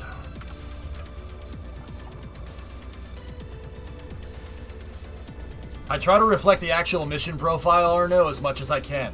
I actually designed this vehicle to fly like trash in KSP. Not because I can't make one fly good through re-entry. I designed it to fly like the real one. How do I know how the real one flies? I raided NASA's Technical Resource Archive. Oh yeah. Don't descend too low too quickly. You will lose control. So it mimics its actual descent profile based off of the X-33's wind tunnel testing from Lockheed and NASA.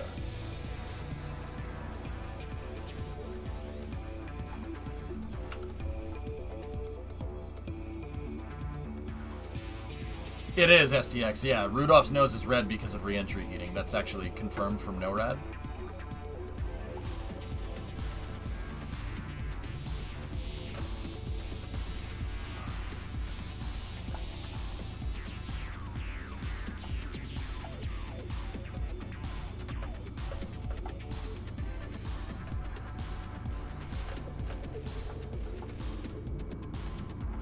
This tells me that they know they could have built something better. It's easier to build something that flies through re-entry better in Kerbal than it is in real life, Jay. The reason why they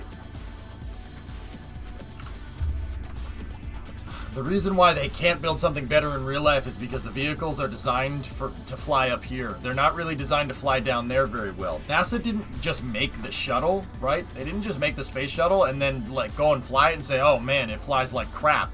It's intended. Re-entry, every type of re-entry vehicle are really, by design, not designed to be aerodynamic. The shuttle, if you've heard anecdotes from shuttle pilots, they say the thing flies like trash. It flies horrible. It's because it's not really designed to fly down there very well. It's designed to fly up here very well, because this is the part where you need to make sure you can control it while, you know, the front of your vehicle's on fire. It'd be better to control it here and have good control here, and decent control down there, than have no control here and great control down there. Hypersonics works a little bit different than subsonics, right?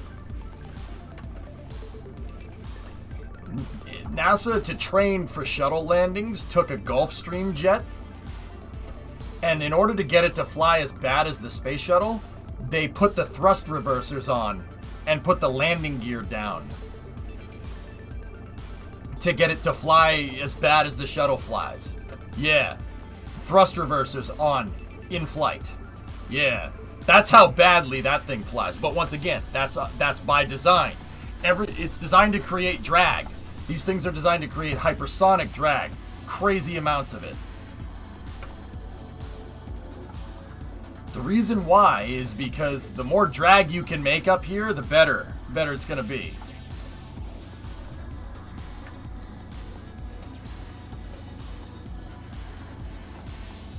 Could have put your ex in the cargo bay, just saying, savage.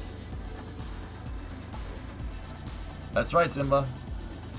More drag equals less heat. If you can lower the ballistic coefficient enough, yeah, absolutely. Increase coefficient of drag. Discovery. Because that means you can stay up here for long. Well, not necessarily stay up here for longer periods of time, but yeah. Basically, the shuttle, Starship, X-37, this thing, if it ever had flown, they're all really designed to basically just stay up here. They stay in the upper atmosphere until they basically stall over the landing site. That's really important. So they're designed to create crazy drag up here, where the atmosphere isn't as thin. But you need to create enough drag up here to slow down. So a little bit of drag in the upper atmosphere translates to a lot of drag down there in the lower atmosphere.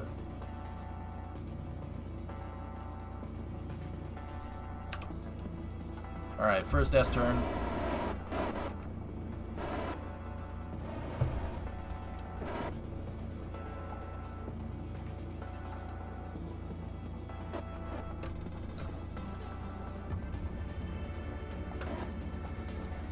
What's up, Skunk?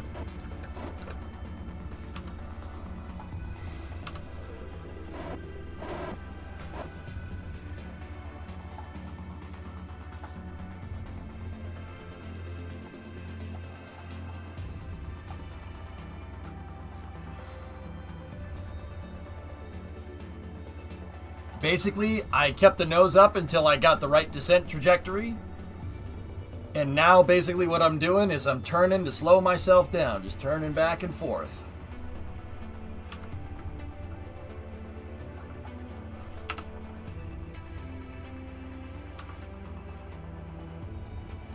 We're out of the heating.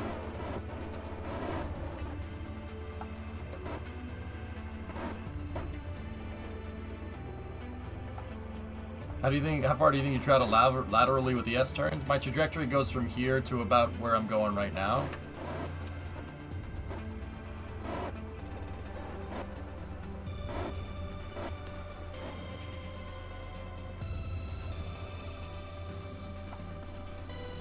Second S turn, we've done our roll reversal here.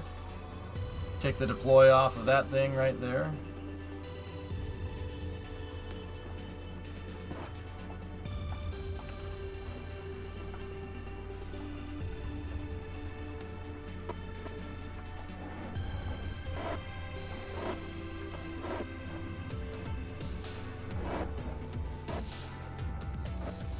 Okay, we're transonic.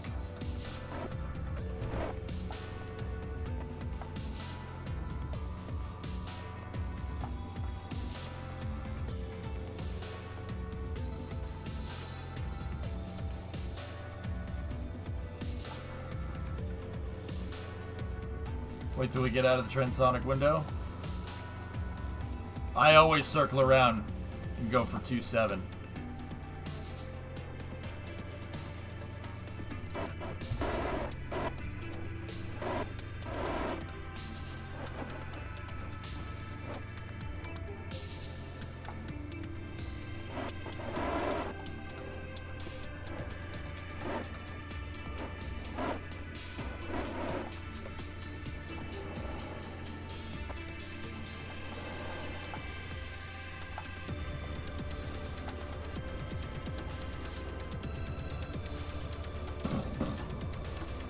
Boom's heard at the Kerbal Space Center. 7 is coming home here. Spaceflight isn't about instant gratification, Jay. You gotta remember that, man.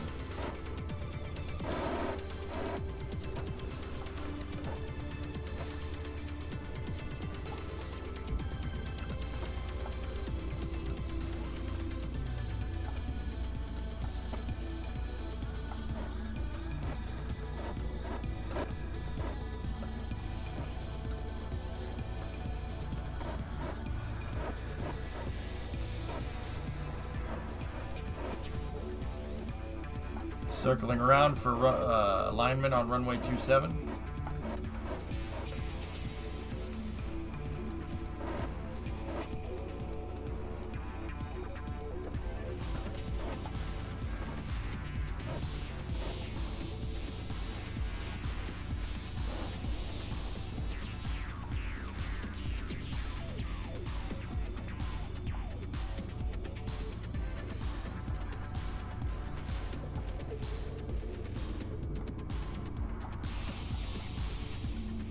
Pretty much, Ishiku. Welcome to flying re-entry vehicles.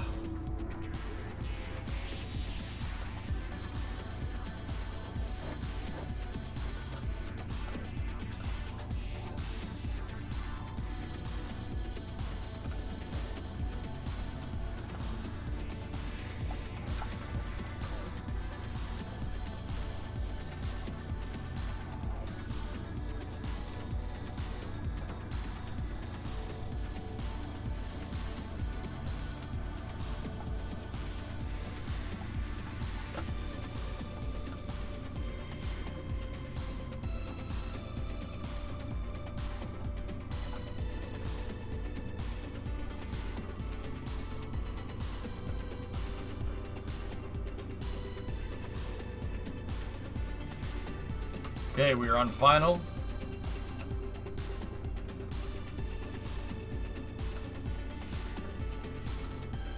Gear coming.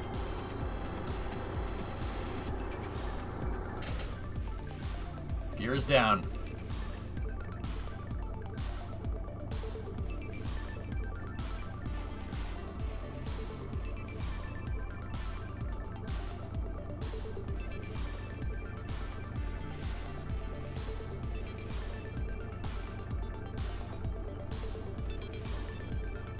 We got a touch.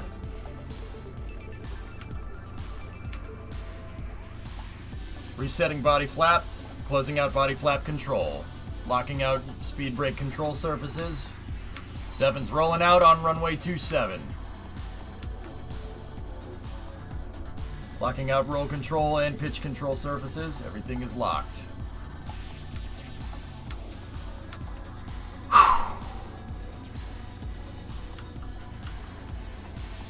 It's a good landing, guys. That was good.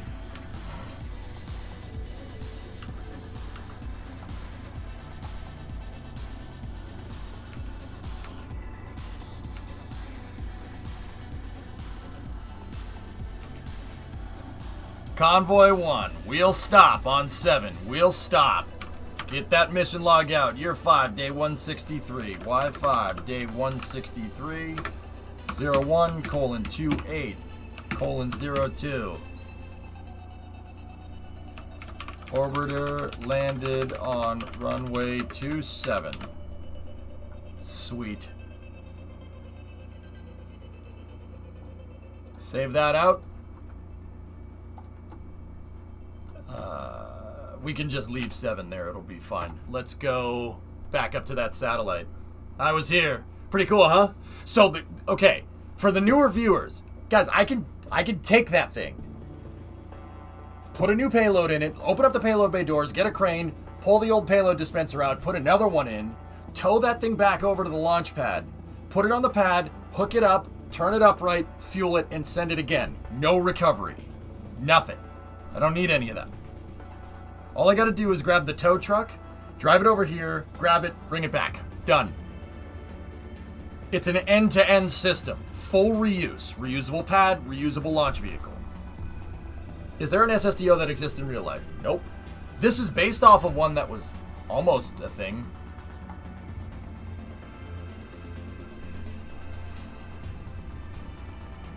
Nice notes from the previous mission. Non-handle side, bro.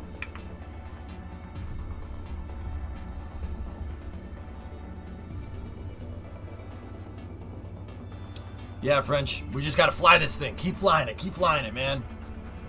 The payload dispenser is not reusable.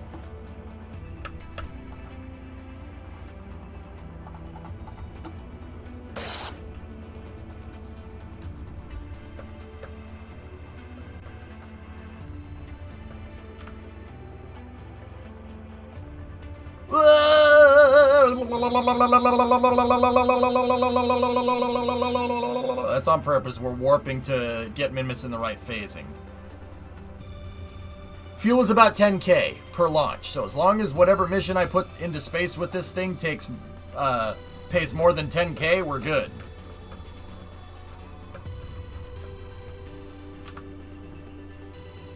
I hope you didn't have any upcoming maneuvers. Well, let's check the alarm clock. Nope.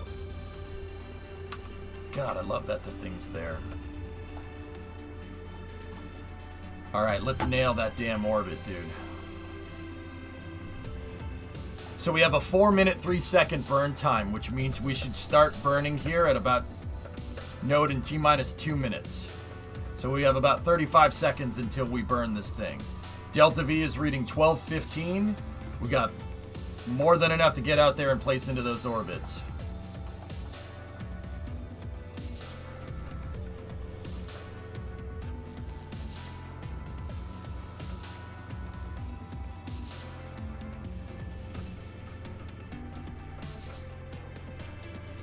T-minus 10 seconds to transminmus injection.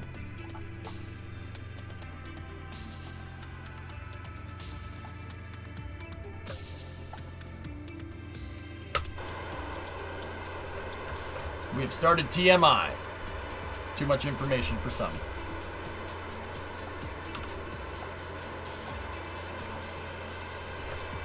Shouldn't you be heading to the maneuver node? The maneuver node is in 2 minutes. My burn time is 4 minutes. The idea is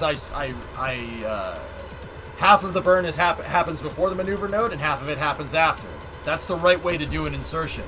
We have to be careful with our TWR. I can't just wait until we get there and then do a 4-minute burn after. It'd be harder to follow this trajectory. Don't want to do that. Oh, don't worry. It'll come into alignment. When node hits T-0, this will be up here. Not worried about that.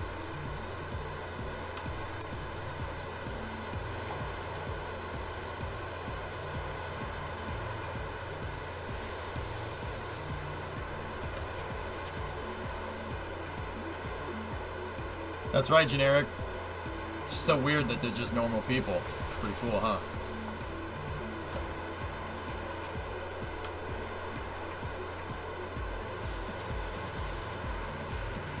Trust me, this should equal out over time.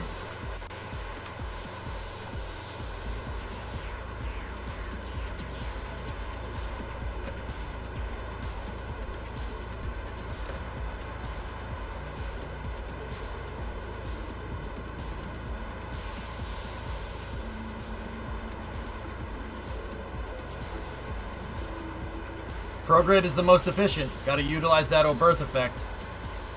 What is that, Bandit? It's Bristol, baby! It's Bristol, baby! Nice.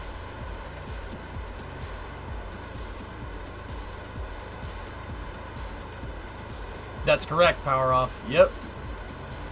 You gotta utilize that Oberth effect. So watch, for the latter half of my burn, dudes, this thing should go up and over. At least a little bit.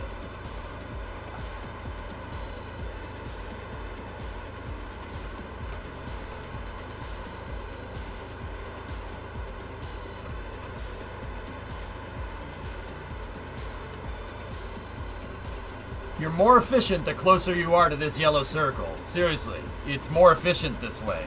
It will actually end up costing me less delta V. I just gotta make sure that our phasing is right. Because burning radial out, radial in, anti-normal, and normal is actually going to cost you more. Think about like burning anywhere but that. That yellow circle is the direction that I'm going. If I keep burning in that direction that I'm going, so burning, the rocket fuel's going this way, we're going this way, you keep burning prograde, it's easier to change your AP. It's easier to push it out. It's more efficient. Because if we're going this way and I'm looking over here and I'm burning that way, it's not as efficient. Because I'm trying to turn. I'm trying to take a left turn in space. You ever see what happens to a car that tries to take a tight turn at high speed? You can't do it. We're going 2.9 kilometers a second. You're trying to tell me you want to get this thing to turn left? Yeah, no, it's not Zoolander, man. This isn't Magnum. No, it's better to just stay on the prograde node. Stay in the direction that we're going. And if you burn when you're going the fastest at perigee, you're utilizing an effect in real-life rocket science called the Oberth effect. Basically, there are certain times that are the most efficient times to change certain variables of your orbit. Perigee is the best time to change the apogee of your orbit. That's very important. But why male models? Are you serious? I just told you that a moment ago. Right. See, now, out here, we just make some quick adjustments.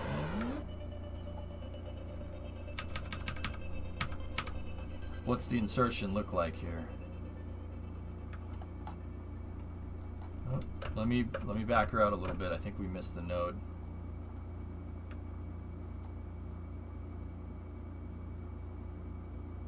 Booyah! Oh no! Headshot! Oh, you rocket whore.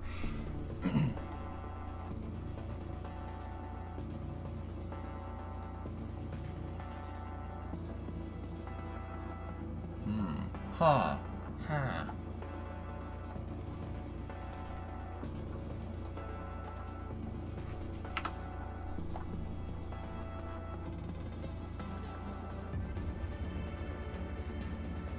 How can we expect kids to learn how to read good when they can't even fit inside the building?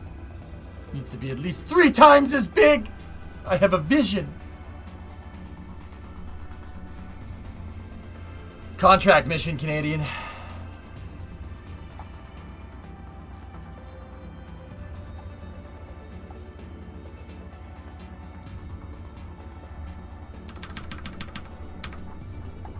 Let's see if we can get the PE up here by the blue. It looks like we can.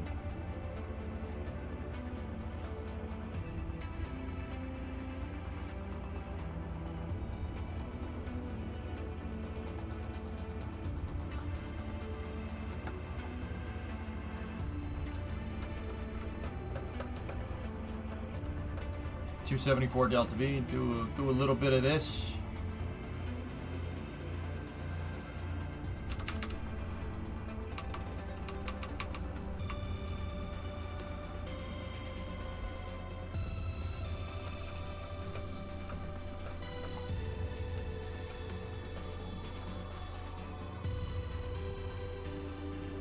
Click.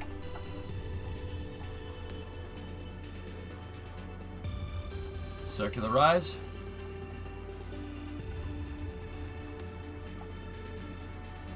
And preparing to fast forward. Prepare to fast forward. Fast forwarding, sir. Fast forwarding.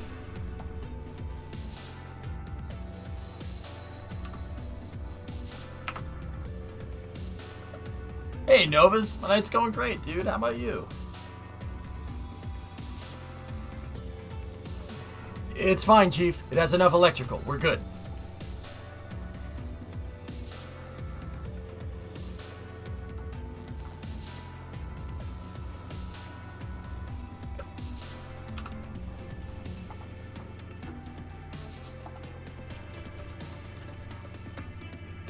Oh, hi, Min Miss. What's new with you? How's your Min Miss life?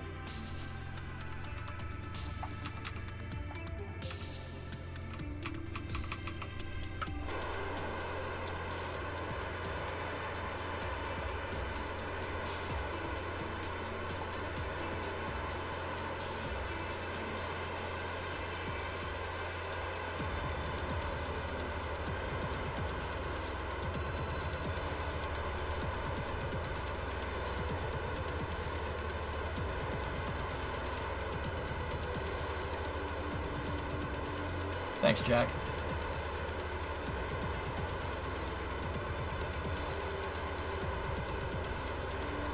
And...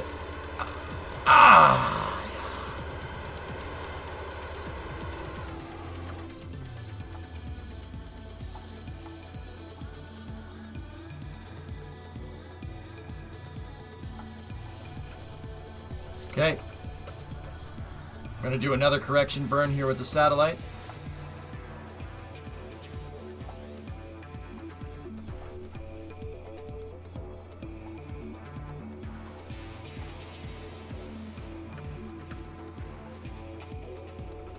Okay, correction burn is looking good. Line up the para-Gs here, or paramins.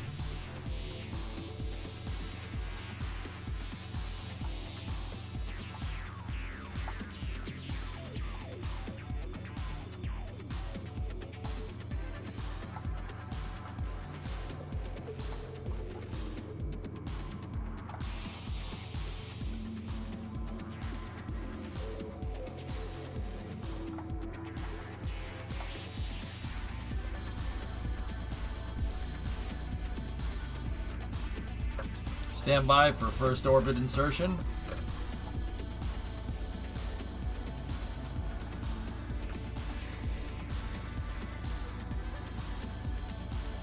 You've successfully placed the satellite in synchronous orbit of Minmus.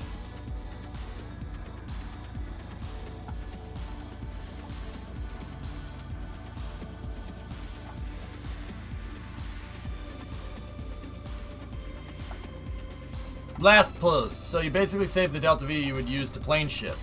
Pretty much.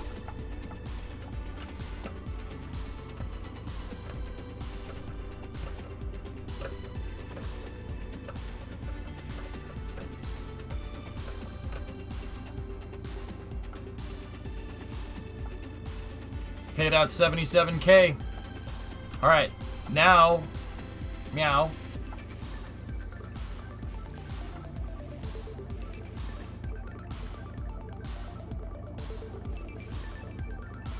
Gotta change the longitude of sending node here.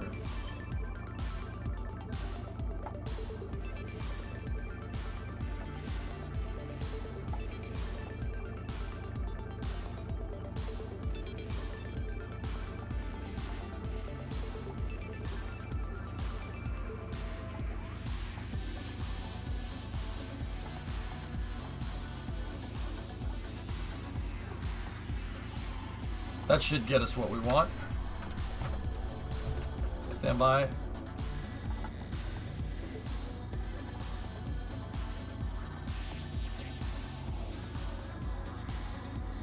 Let's get that second contract.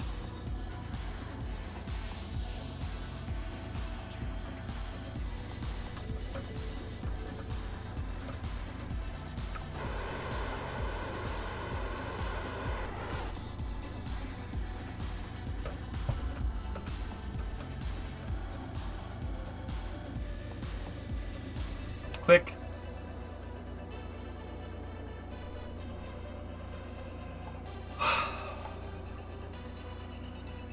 Two contracts completed.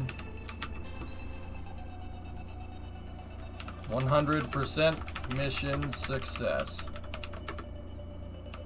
All objectives achieved.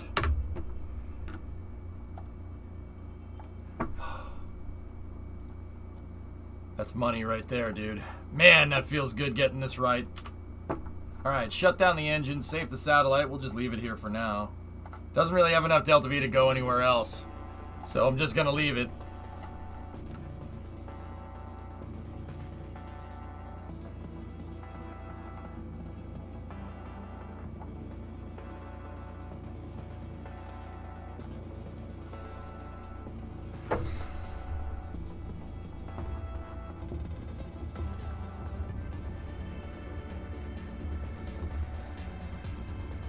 Hey, they told me to get it there. It's actually the same company, Red. Probodobodyne. That's why it's called Probodobo Squared. I'm serious, man. Look, I didn't call it Probo Squared for no reason. It's Probodobodyne for both contracts. Look. Wait, why aren't these boxes ticked? Strange.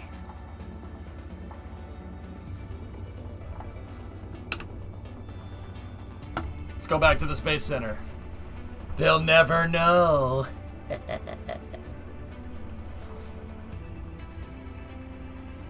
We got paid, dudes. We got paid, son. I'm doing good. You very tired, Novus? Yeah, Inky, right?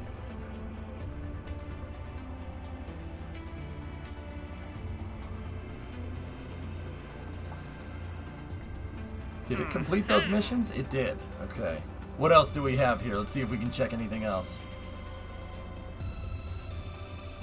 He wants a satellite around Kerbin. 20 million by 15 million at 6 degrees inclined.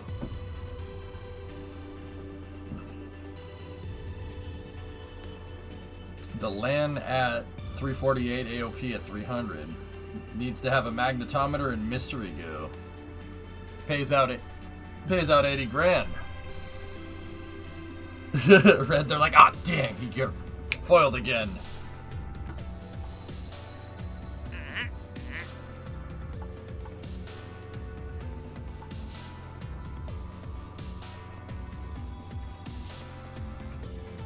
What was that relay set you had out further than Minmus? That was a satellite that failed to circularize around Minmus. I got lucky that that thing was in the right phase, dude. Pretty good.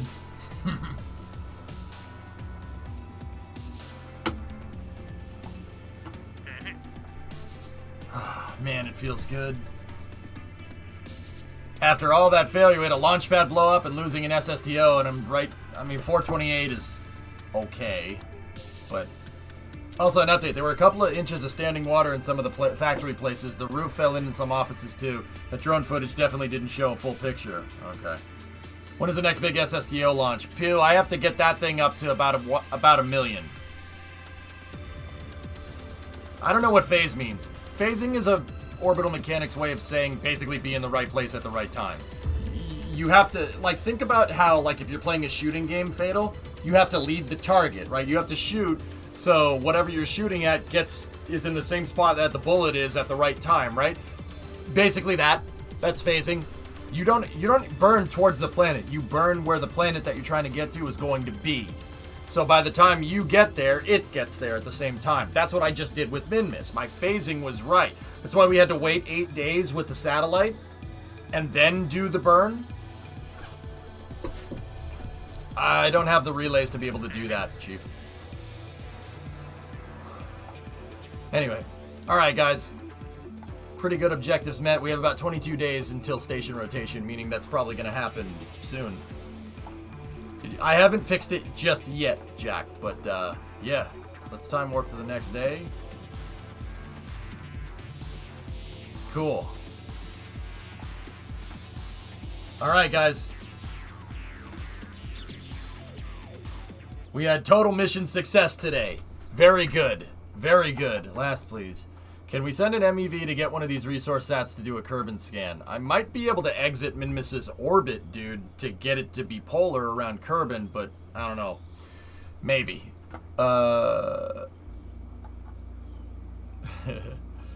We had total mission success today, and we got a new pad up and running, so I'm pretty happy. Pretty happy all around. Pretty happy all around. Okay, that's going to do it for me, guys. I hope you guys enjoyed... Hope you guys enjoyed KSP. Hope you guys enjoyed the space news. It was a fun, long stream today. Yep. And what day is it? I don't even know what day it is. Today's Thursday. Yep, tomorrow you got another 14, 15-hour stream, and then Saturday, another one after that. Let's go take a look and see who is out and about streaming right now. Grab Shark's playing Kerbal. Let's go see what Grab Shark's up to. Good buddy of mine.